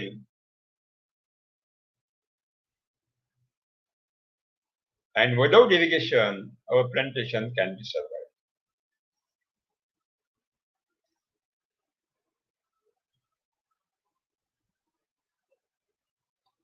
Straw mulching is the sari, is the cloth of mother soil.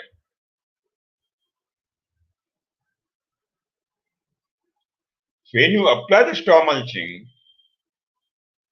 humus is created. Without straw mulching, humus is not created. And now polythene mulching. New wave of the scientific technology. Advanced technology. Israel technology. Polymulching. Yes. Polymulching is creating humus? No. That is, polymulching destroy humus possibility. Totally destroy. You are committed to use chemical fertilizer when you apply polymulching.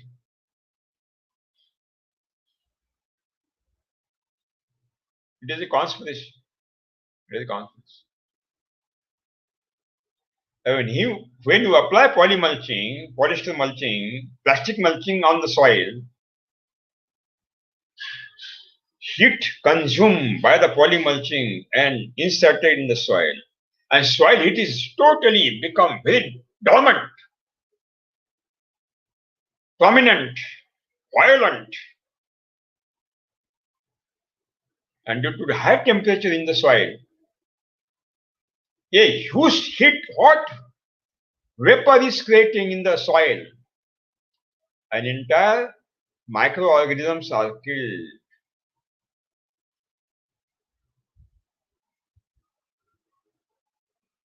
What you are doing? What you are doing?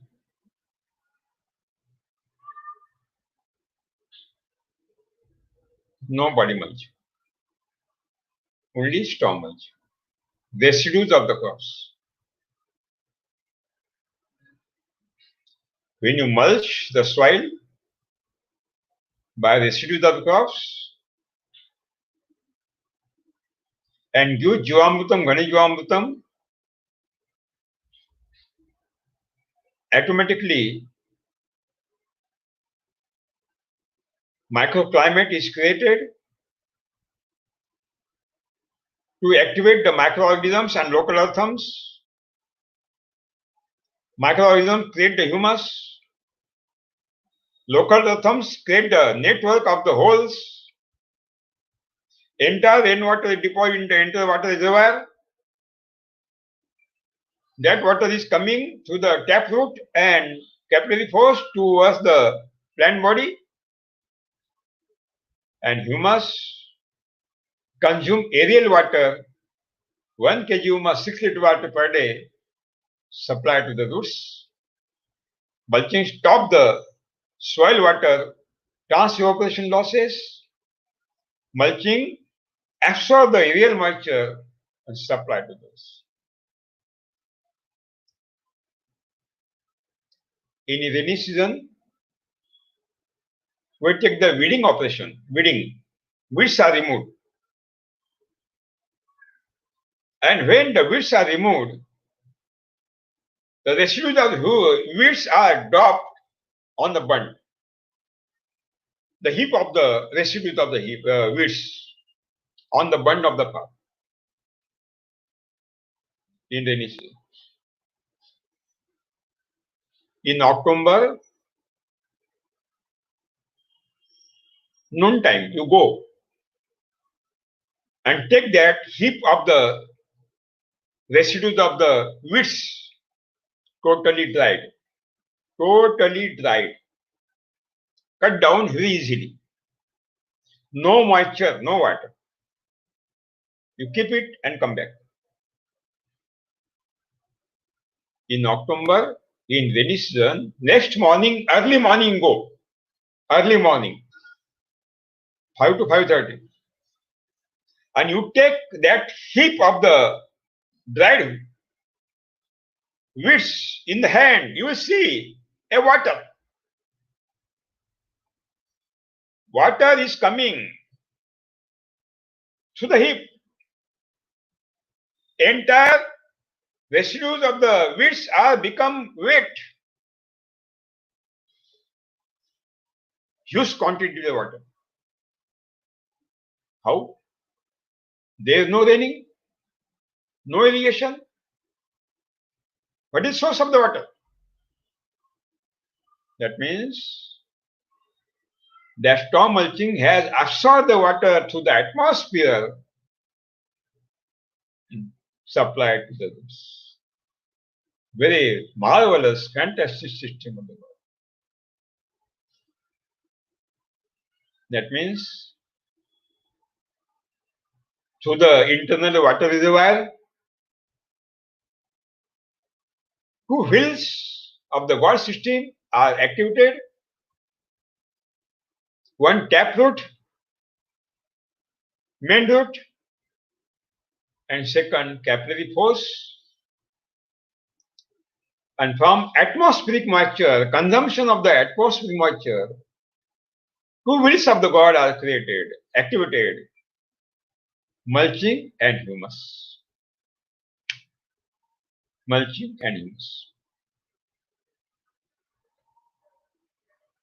Humus is not created in the chemical farming and organic farming. But humus is destroyed in the chemical farming and organic farming. Humus is created by the by the microorganisms near the root zone, not beyond the root zone, not in the factory, not in the pits. Why? Because 1 square feet leaf surface area manufacture 4.5 gram carbohydrate in one day and 25% raw sugar is secreted to the roots to feed the microorganisms, to feed those microorganisms which create humus and supply nutrient to the roots. Symbiosis. The roots feed sugar to the microorganisms to give available energy, and in the exchange, microorganisms supply nutrient to the roots. The symbiosis.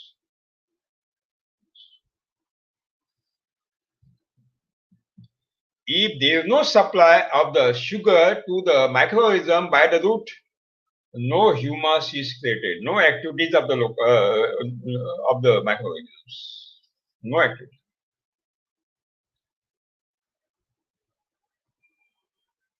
That means humus is created in the only near the root zone, not beyond the root zone. I am asking you, where chemical fertilizers are manufactured? Near the root zone? No. In the factory. That means chemical fertilizer destroy the humus. Finish the possibility of the creation of the humus. Fertilizer is not humus, it is a fertilizer. It is responsible for destruction of the humus. Because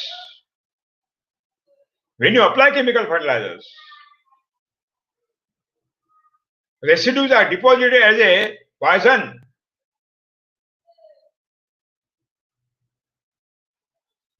Insecticides are deposited in the soil as a poison. And that poison kills the bacteria which are responsible for humus creation. Humus is totally destroyed.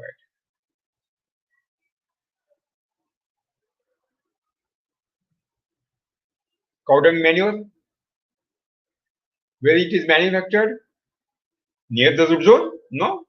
In the pit. In the pit, near the goshala, cow pen, or outside the village.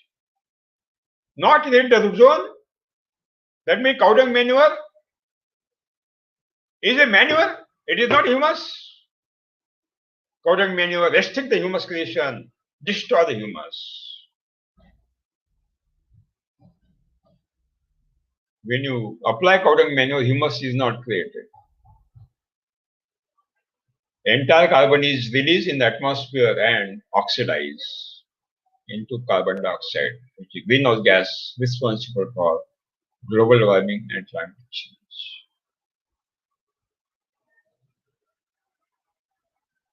Compost in the factory, not near the root zone. Vermicompost in the factory. Native manure in the factory, not near the root zone. That means compost, vermicompost, native manure, even panchagavya, dashagavya are responsible for the destruction of the humus. They do not create the humus, they destroy the humus. Waste decomposer, EM solution, Go Amrutam, all these cultures of the microorganisms are not created, manufactured near the zone in the factory. Restrict the humus.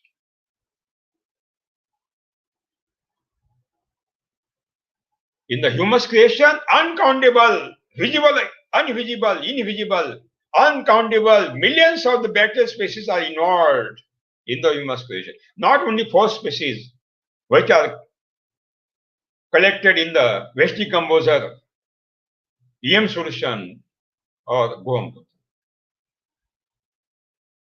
And these are the species in the waste decomposer, Goamrutam and EM solution which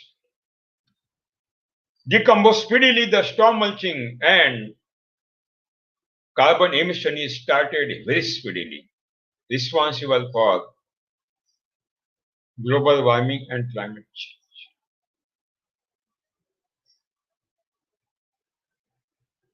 Humus is not created by chemical farming and organic farming. Humus is created only by Subhash Palekar natural farming.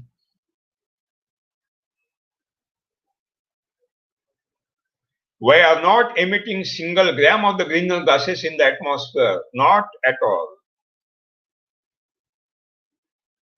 In Subhash Palekar natural farming, we are not utilizing cowdung manure, no chemical fertilizer, no compost, no vermicompost, no panchagavya, no dashagavya, no agnihotra, nothing, no native, no manure, nothing, non-edible, nothing is applied. No question is arise of the emission of the greenhouse gases. In chemical farming, straw is burned. Residues of the crop are burned or used unnecessarily in the compost, vermicompost and cowdung manure, totally lost. In Subhash Palekar natural farming, we are not burning, we are not utilizing compost, vermicompost and cowdung manure. We are utilizing entire straw mulching as a mulching on the surface of soil for the creation of the humus.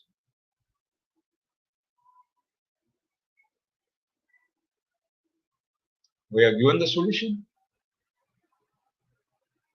When you want to create, to establish the rain-fed food forest model under Subhash Palekar natural farming, it is very essential to listen the science first. Then you will not commit any mistake. Otherwise, you will commit so many mistakes. I am giving the answer how rain-fed trees are getting the moisture. I am giving the answer. What is the best farmer system of the God? Which supply the water.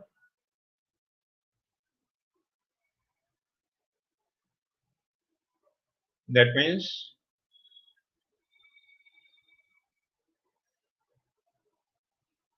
number 1, stop chemical farming, organic farming, cow dung manure farming, sustainable agriculture, chemical farming, entire stop. Chemical free farming. Acha, can you show me? In the nature, there is no chemical farming. Chemical free farming, no. No. Roots are taking all the nutrients in the chemical form. Roots cannot take any nutrient in the organic form. Residues of the crops are organic form. Roots cannot take, as it is organic nutrients are converted into chemical nutrients, and then chemical nutrients are supplied to the roots, to the humus. There is no chemical free farming in the nature. Why you are spreading the ignorance, unscientific? You don't know science, you don't know knowledge. And chemical free farming? Why?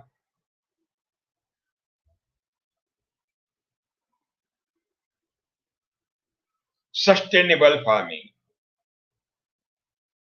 Organic farming, sustainable farming. In the nature, there is no any sustainable, no sustainable.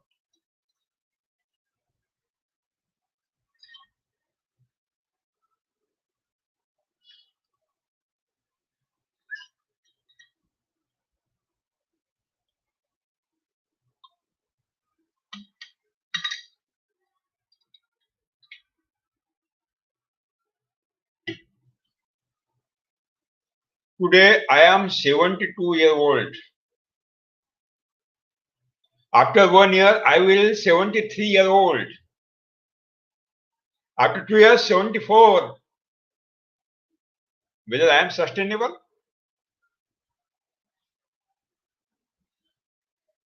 Every day, the plant is grown and developing the body, enlarging the body. No sustainability. Every day is variation. Show me sustainability in the nature. Show me.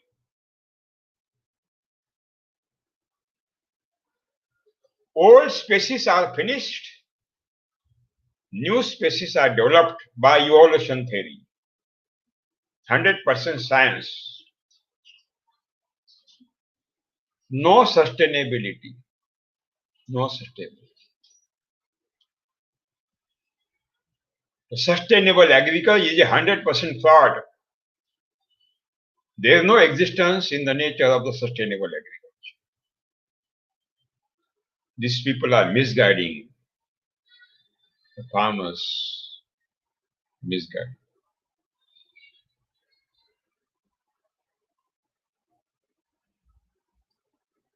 Number one, we have to ban the chemical farming and organic farming and all these methodologies. Then we have to mulch the soil by straw mulch. How we can get the material?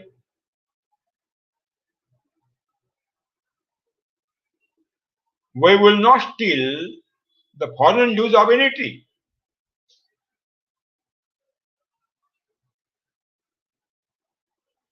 To steal anything is a sin. It is a papam. It is not a punyam. We will not commit any sin. We will not commit any papam. When the leaves of the tree are fallen down, and you will think that there is a huge leaves are fallen down of big tree in the forest and roadside, we will collect it and we will come with those leaves and we will mulch on in your farm. Actually, you are theft.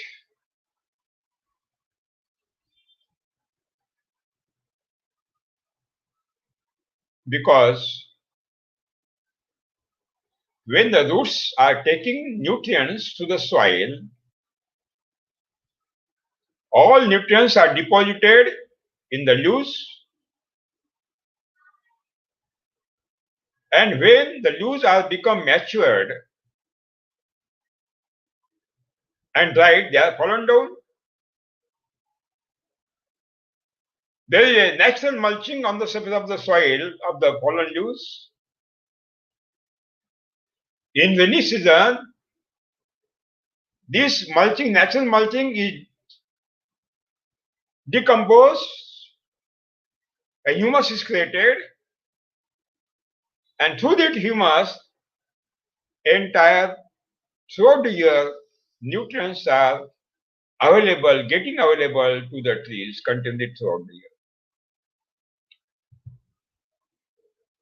All the leaves fallen on the tree, below the tree, are the reserve bank of that tree.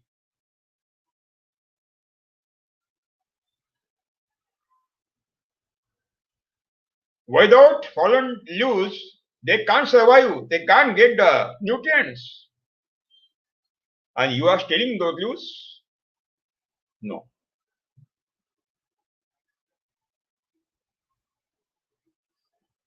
So in our project of dryland rain-fed food forest model of Subhash Palikar National Farm, we have to generate our own straw inside the orchard.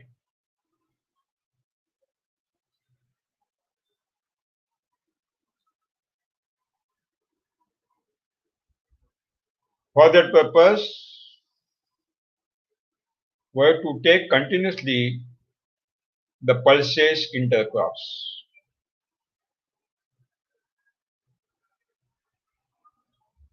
Humus body is constituted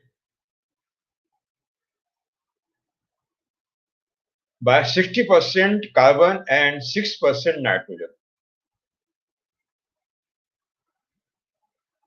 Carbon-nitrogen ratio is 10:1. That means 1 kg nitrogen combined with the 10 kg carbon and humus is created. Without nitrogen, humus is not created. And for humus creation, only aerial nitrogen is required, not urea nitrogen. And that atmospheric nitrogen is consumed by the nitrogen-fixing bacteria which are existed on the root nodule of the dicot pulses crops.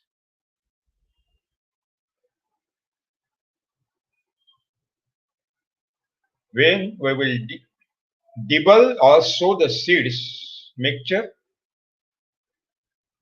after treating Bijamrutam of cowpea, beans, moth bean, horse gram, pearl millet, finger millet, foxtail millet, barnyard millet, kodo millet, proso millet, brown top millet, little millet, all these seed mixture. Even we can include green gram, black gram, green gram, black gram, cowpea, moth bean, matki, moth, horse gram,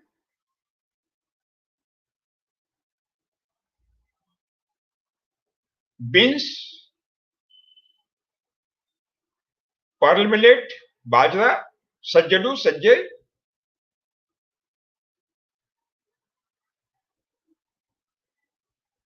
finger millet, all millets. We'll mix all the seeds.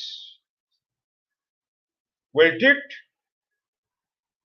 by Bijamrutam, an entire land soil will be covered by these double seeds every 1 feet distance. We have to double seeds from the mixture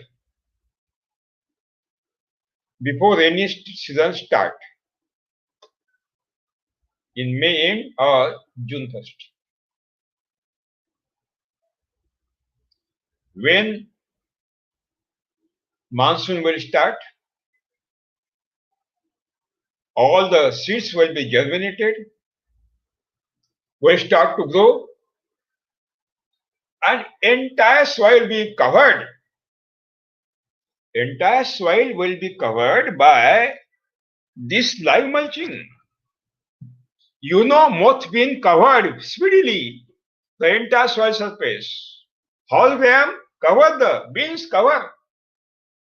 Black gram cover. Green gram cover the soil immediately.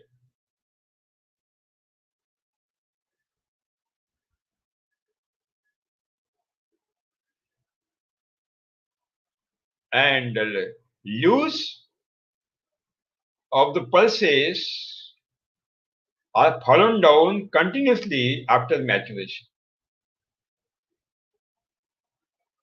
And when the pulses crop is matured, entire leaves are fallen down.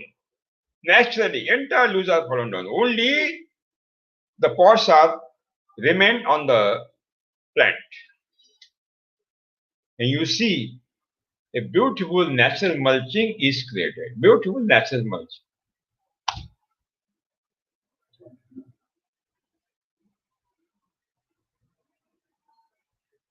We have to generate our own straw for mulching purpose in our plantation, not will steal from the forest or roadside. No.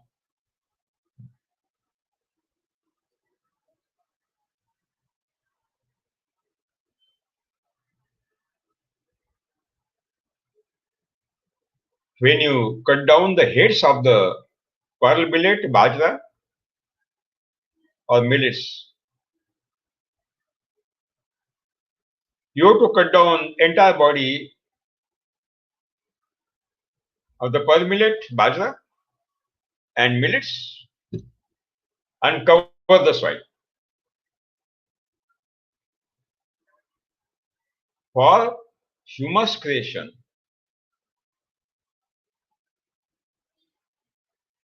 we want maximum straw which are having lignin base and cellulosic matter more.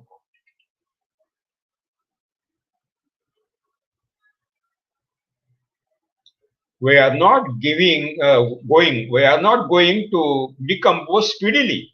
No. When we decompose speedily in straw,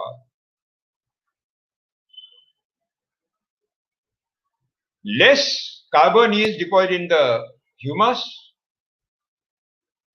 maximum carbon is released in the atmosphere and create global warming and climate change.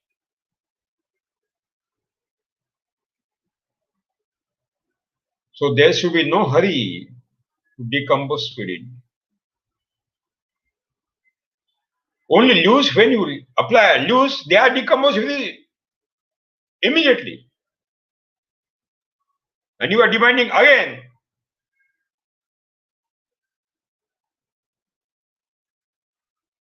of the mulching purpose.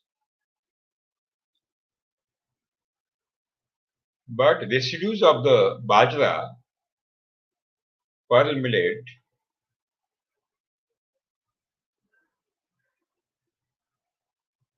are sustained for decomposition for long period.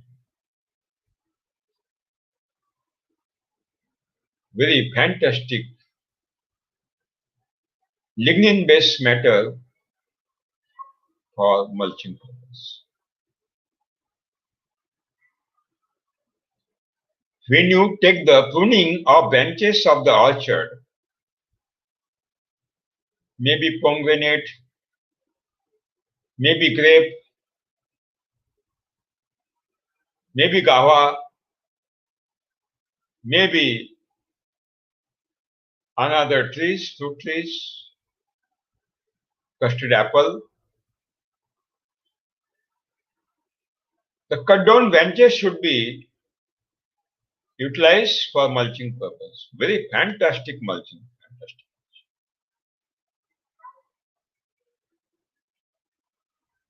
We can utilize drumstick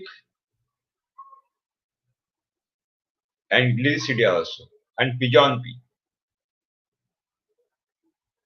Drumstick and pigeon pea, we get huge quantity of the straw mulching material, giving nitrogen from the atmosphere, grows speedily. Every 2 months we can prune, we can cut down the branches. Again, new branches are coming out. And we get continuous mulching material in situ.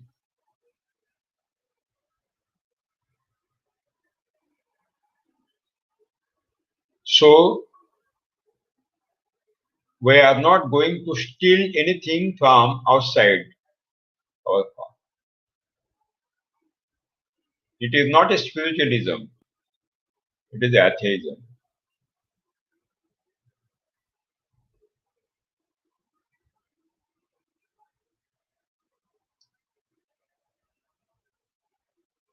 Second thing, taproot is very important, main root, in orchard plantation. For that purpose, no nursery plant should be purchased at any cost for plantation. To purchase the nursery plant from the nursery is a sin. It is a mahapapam. Why? Because taproot, main root is cut down.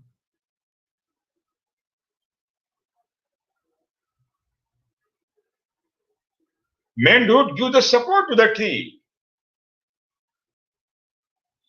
Main root, taproot, given strong support to the tree. Balance. The huge tree only remain dependent on the main tree, main root, taproot.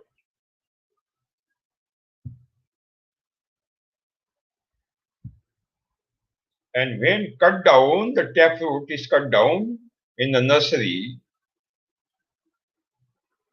main root is totally finished. In the nursery, on the seed bed, seeds are sown and seedlings are developed.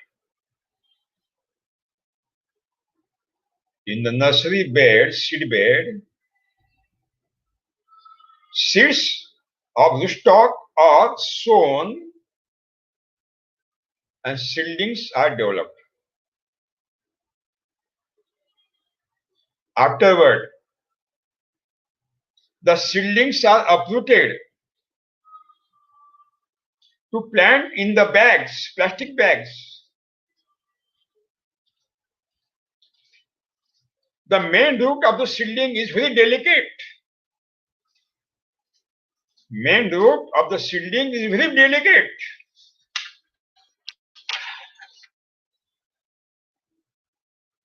Very delicate. You touch, it will cut down. When you uproot the seedling through the seed bed, entire main root, taproot is cut down. Entire taproot is cut down. You have finished the taproot. And those seedlings are planted in the bags, plastic bags. And nursery plants are developed. And when you purchase that plastic bag of the grafted seedlings from the nursery, and when you cut down the plastic bag, you see the roots are gathered together,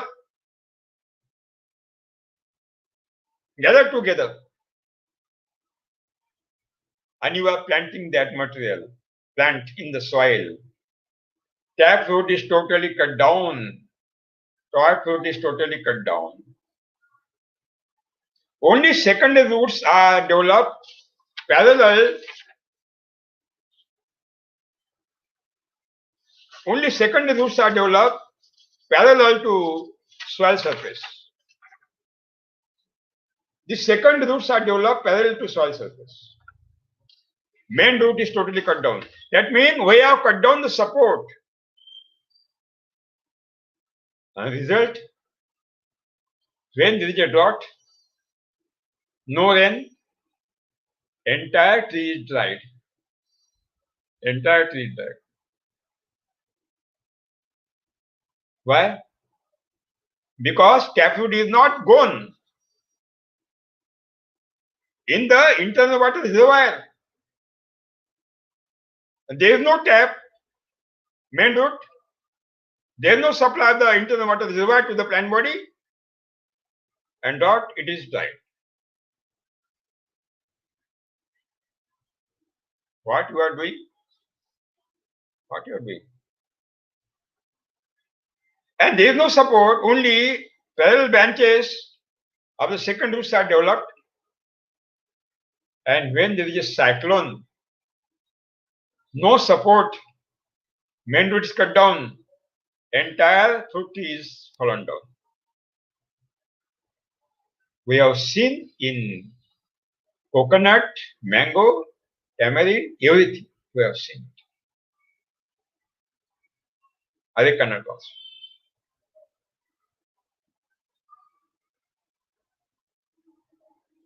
So there should be no any purchasing of any seedling from the nursery. No. We have to debulk the seed of the rootstock in situ, where we have to establish the plant in the inner form.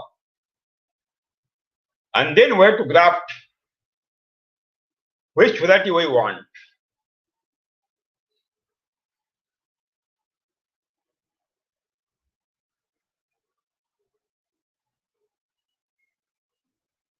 For mango,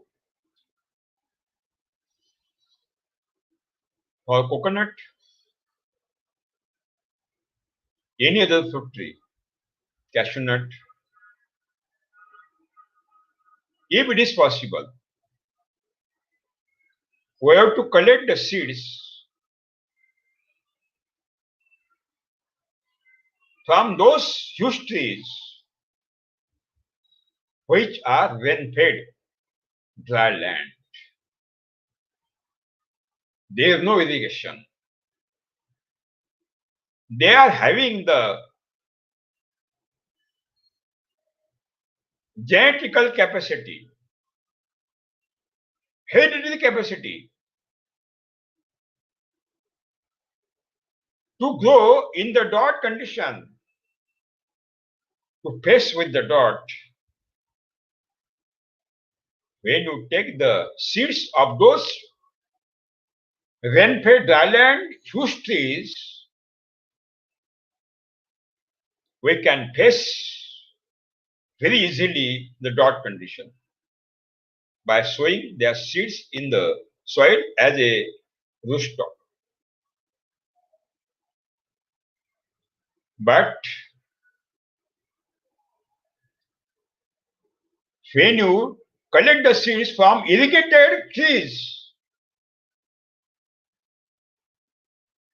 the plant body is not habitual to survive in the drought. And that hereditary character is not inserted in the seed. And when you sow the seed of irrigated tree, and those tree will not survive in the drought. because they are not habitual. Genetically is not developed. So, we have to collect the rootstock seeds from those huge trees of any fruit, if possible, which are only in rain-fed, only dry land, not irrigated. That is the first attempt.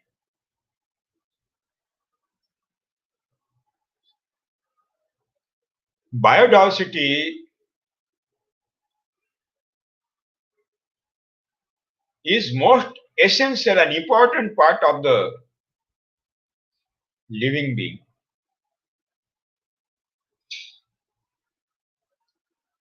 God wants to create biodiversity so that research can be continued in the future. No any two will become similar. There will be variation. There will be variation. Diversity.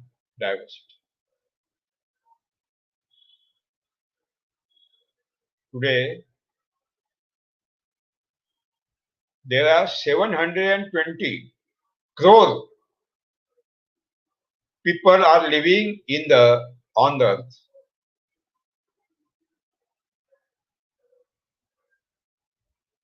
The faces of 720 crore people are totally different. No similarity. Thumb total different. Hand total different. Face total different. The lines total different. And luck total different. There is no similarity in the nature.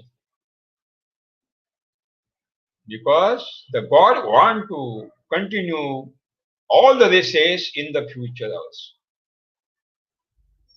The God want to diversify the nature so that some races will be finished, new races will be come down and come up, and this will be continued. No symmetry.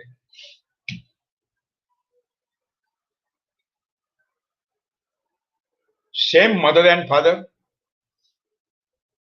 4 children. Same mother and father, 4 children. One seems like mother, one seems like father, same face of the father, face of the mother. One seems like grandfather, and one totally different, coming from 42 generations, large generations. Why? Mother, father is same. Why did the differences be between the children? The choice also different. Biodiversity.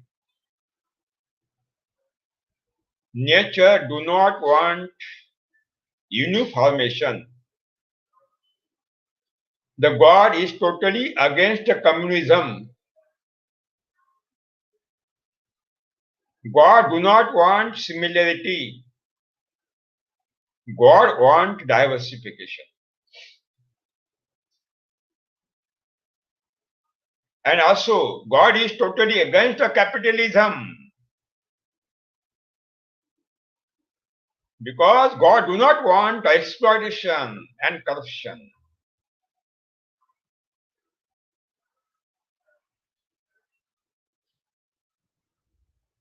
God has given tremendous human sources and natural resources for entire living being, not only specific persons, which will collect entire wealth in their hand.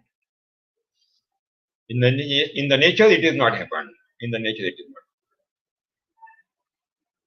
That means God is totally against the communism. God is totally against the capitalism also. Biodiversity is the main part of the vegetation. If we take 100 mangoes from same tree, when you matured mangoes, you have taken 100 matured mangoes from same tree, same tree. And seeds of the mango, you are divulged in the 100 places. And 100 mango tree will be developed of same mother and father, same mother. You will see differences in between everything. Fruit size, taste of the fruit, everything is minutely differences, minute.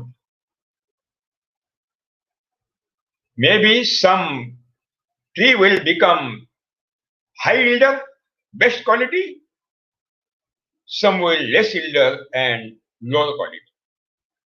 Diversification.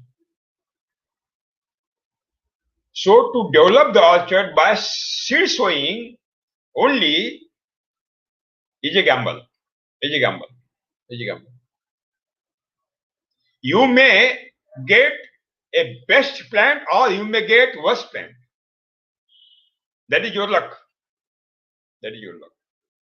It is a gamble. To avoid these losses, grafting is come out.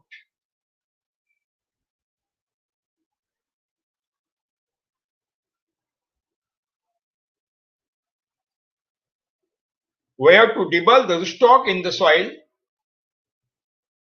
in rainy season so that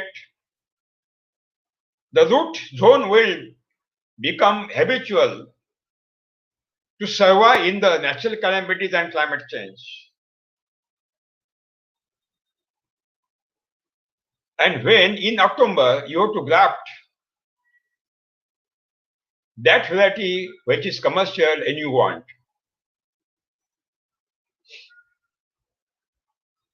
that means we have to collect the seeds as a rootstock from those rain-fed dryland orchard trees,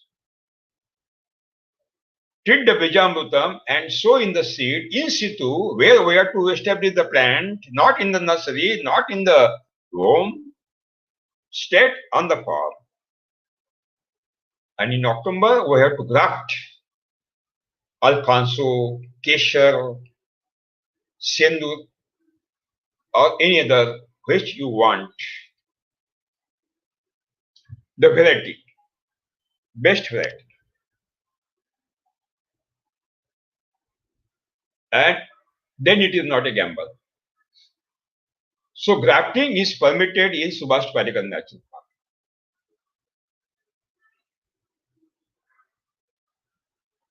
To maintain the similarity of the quality and quantity.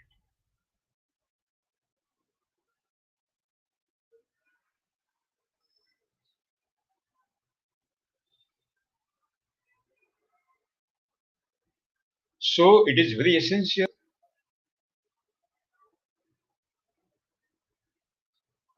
to collect the seed.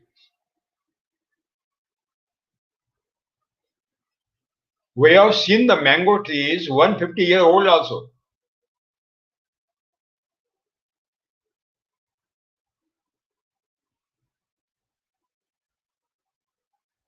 We have to find out. I will give some addresses, phone number in next issue, so that you can collect the seeds for rootstock as a rootstock.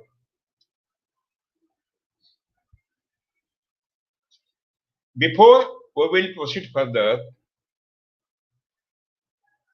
I would like to discuss some matter with you.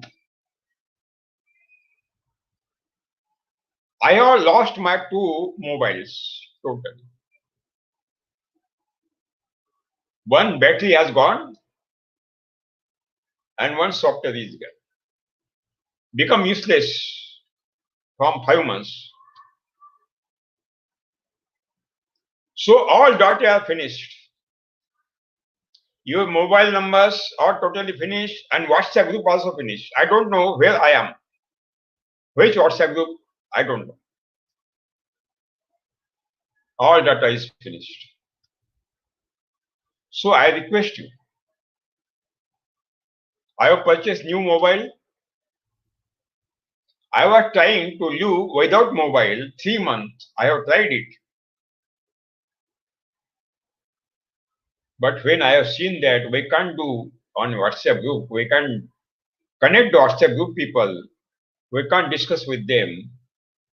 So under pressure of Amol and Amit, they have purchased new mobile.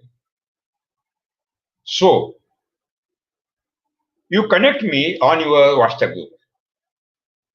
You add me on your WhatsApp group, please, so that we can discuss and communications will be continued. Write down my WhatsApp number. Please write down my WhatsApp number.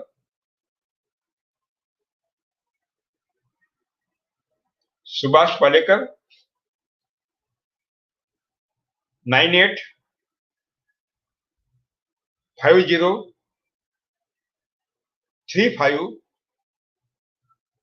2745. Again, I would like to repeat 98 50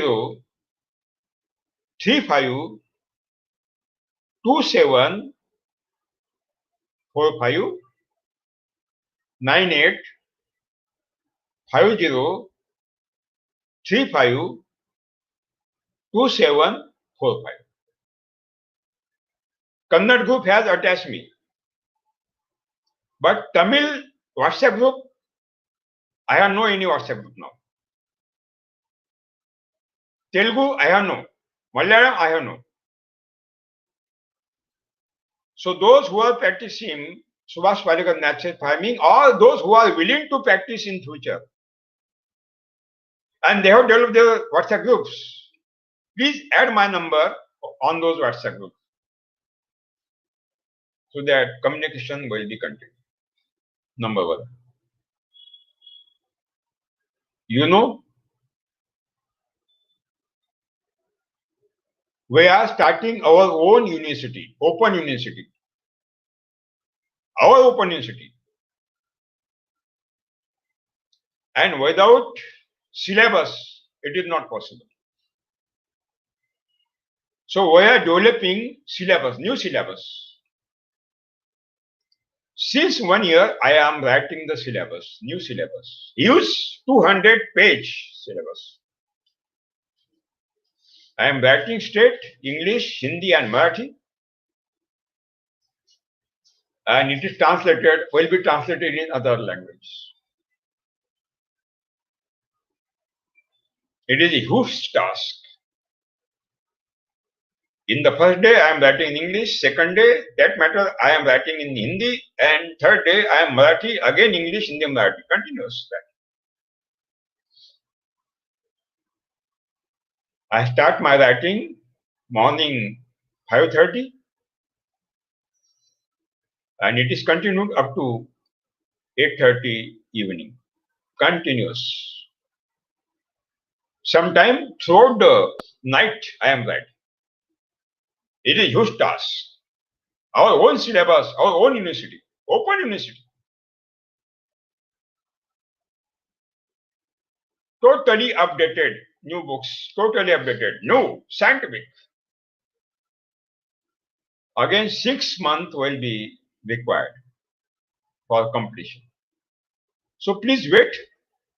Please wait. You'll get new, fantastic books, our own syllabus. And there is a great demand throughout the year. There is a great demand of the syllabus from throughout the world.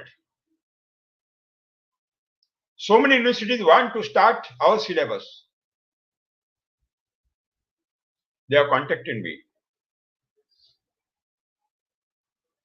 So, will we have our own open university? Will not depend on the funds from government, will not depend from the funds for funding agencies. It will be continued on public contribution only. When you will continue Subhash Palekar natural farming successfully in your farm will be open university. And you will be the vice chancellor. Farmers will come to you. They will see your farm. They will discuss with you. You will give the information every week, one day in every week. You will be the vice chancellor. Your farm will be the open university. But it is to be very essential to centralize the matter also. For that purpose, after Corona crisis will be finished, I am planning to organize 3-day a big meeting, national convention, so that we can discuss, everybody will discuss there how to establish our own university, what will be the format, and how we can continue this movement towards every village.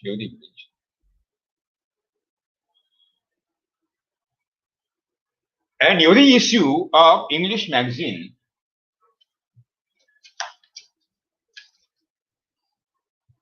in every issue you are getting the information. Back to Nature magazine. So you subscribe. Color magazine, very fantastic. Best quality of the page, best quality of the pictures, best quality of the painting. Only 600 rupees annual subscription. You please subscribe the magazine. Write down the contact number for subscription. Amit Palekar, 96 731 622 40 93 731 622 40.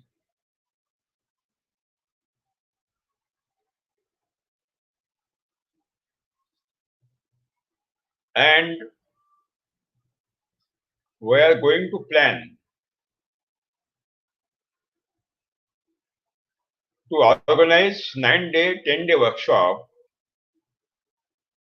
in Kannada, in Telugu, in Malayalam, in Tamil, in Gujarati, in Assami, Bengali, Udiya, in Hindi, and one in English. And you know, we are not taking anything from anybody. We have no demand from any government.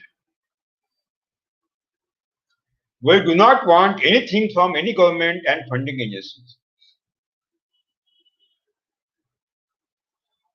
We are giving our free services.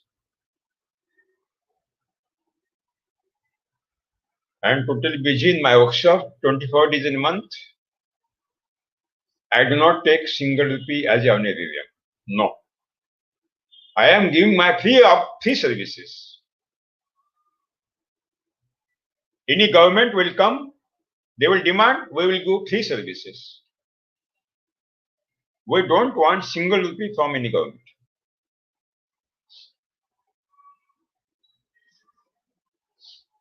Himachal government and Gujarat government has done a fantastic job. Both governments have organized my workshops in throughout the state.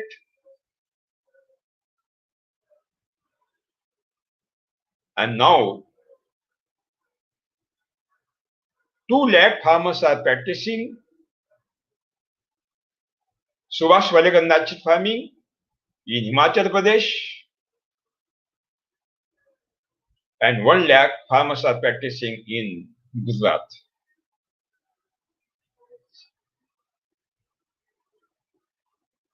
Honorable Narendra Modi ji deputed Honorable Acharya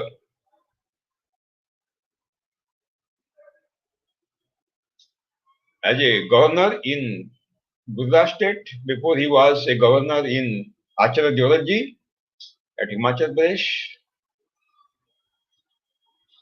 and Chief Minister of the Himachal, Chief Minister of Gujarat, Agriculture Ministers and governors also are totally willing, very eager to spread out Subhash Palekar natural farming throughout the state.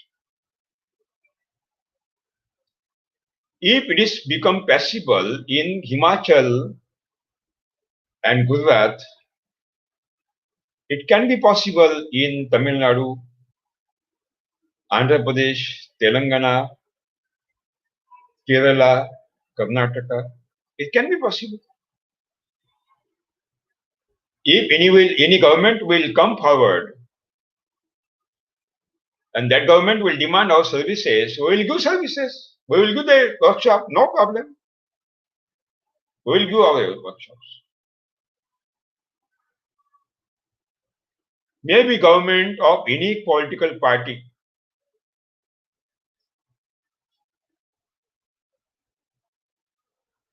Because we are giving free service to everybody, maybe dependent on any political party or religion or caste or any.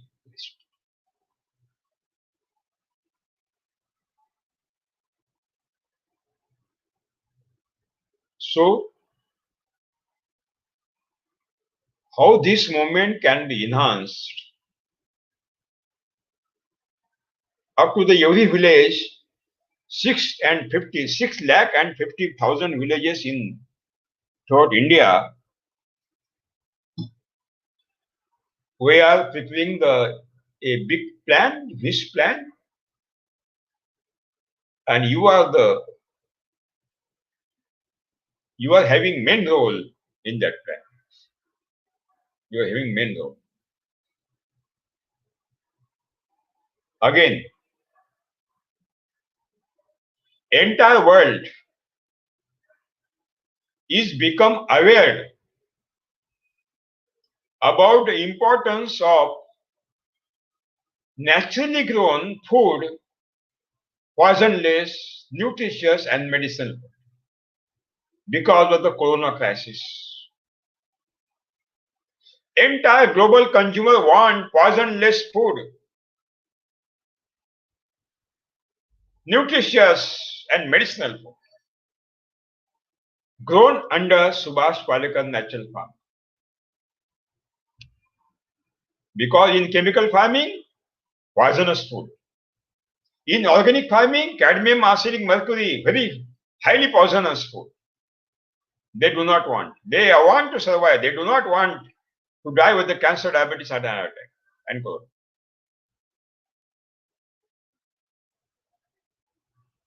They are willing to give maximum prices. You demand price, they will give. We can capture entire global market in your hand, entire global market.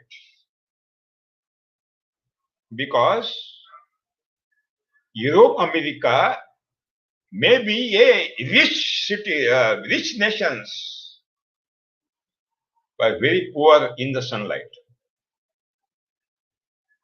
In Europe, America, entire land is covered by the ice up to 7 months. And dense clouds are covered in the sky. They do not get the sunlight 7 months in a year. So they have limitations. They can't grow the plants and crops throughout the year. Only 5 months they can get the crops. Their limitations. So Europe-American economies are not dependent on agro-based economy. They are dependent on industry-based economies. But in India, throughout the years, full sunlight. 1 square feet area of the plant loose. God is giving 1250 kilocalorie energy, solar energy. 1250 kilocalorie. 1 square feet leaf surface area. A huge energy throughout the year we are getting. Green tree leaves are the best source to consume the solar energy and convert into electrical and chemical energy. 1 square kilometer area of any land, 1 square kilometer area, by solar panel network, we can consume that quantity of the solar energy, we can convert it and manufacture, create 20 megawatt of the electricity from 1 square kilometer.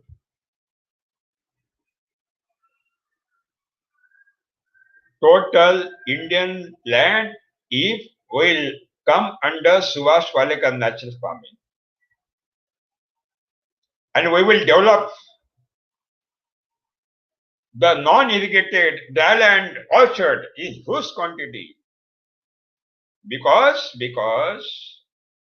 throughout India only 18% land is under irrigation. Only 18%. 82% land is under dryland welfare. And it's totally impossible to increase 30%, more than 30% land under irrigation. It is totally impossible in India. In future also, 70% land will become only welfare. Nobody discussing in the parliament and in the assembly about dryland farming. 82% dryland farming maximum. They will not discuss. They will discuss only about irrigation. Big dam, irrigation, minister, irrigation department, everything, a big, only 18%. And 82% dryland use, nobody will discuss. But India can do the miracle. And we can capture entire global market in your hand. India can become supreme authority in the naturally grown food material.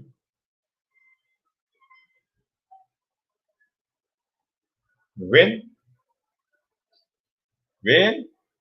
entire India will continue Subhash Palekar natural. Under pressure of the World Trade Organization, maybe our decisions are coming wrongly because we are committed to follow the rules and regulations and laws of the World Trade Organization. But when we will become supreme authority in the export throughout the World Trade Organization will surrender with the Indian government. We will give our own conditions. We will not accept any condition of World Trade Organization. We can become supreme authority in agriculture, and we can become supreme authority in intelligence also. All the CEO, maximum CEO of the software engineering companies are Indians. highly intelligent. We have the highly intelligence. We can utilize it. So, Sathiyo, in next issue, write down, we will meet. पाहिलं का एप्रिलचा कोणता आहे तेव्हा? 11 आहे का? हा. This is the first issue of Dryland Orchard in Subhash Parekh National Farming. Second issue, we will discuss 11th of the April, second Sunday. 11th of the April, second Sunday evening, 5:30. We will discuss second part of this Dryland Orchard. How to cultivate, how to dig the pit, how biodiversity can be maintained, what intercrops, how we have to give the plantation, everything will be discussed. So today we will stop and we will continue 11th of April next month evening 5:30 for second episode of this dryland, when fed Palekar food forest model. Thank you very much. Thank you.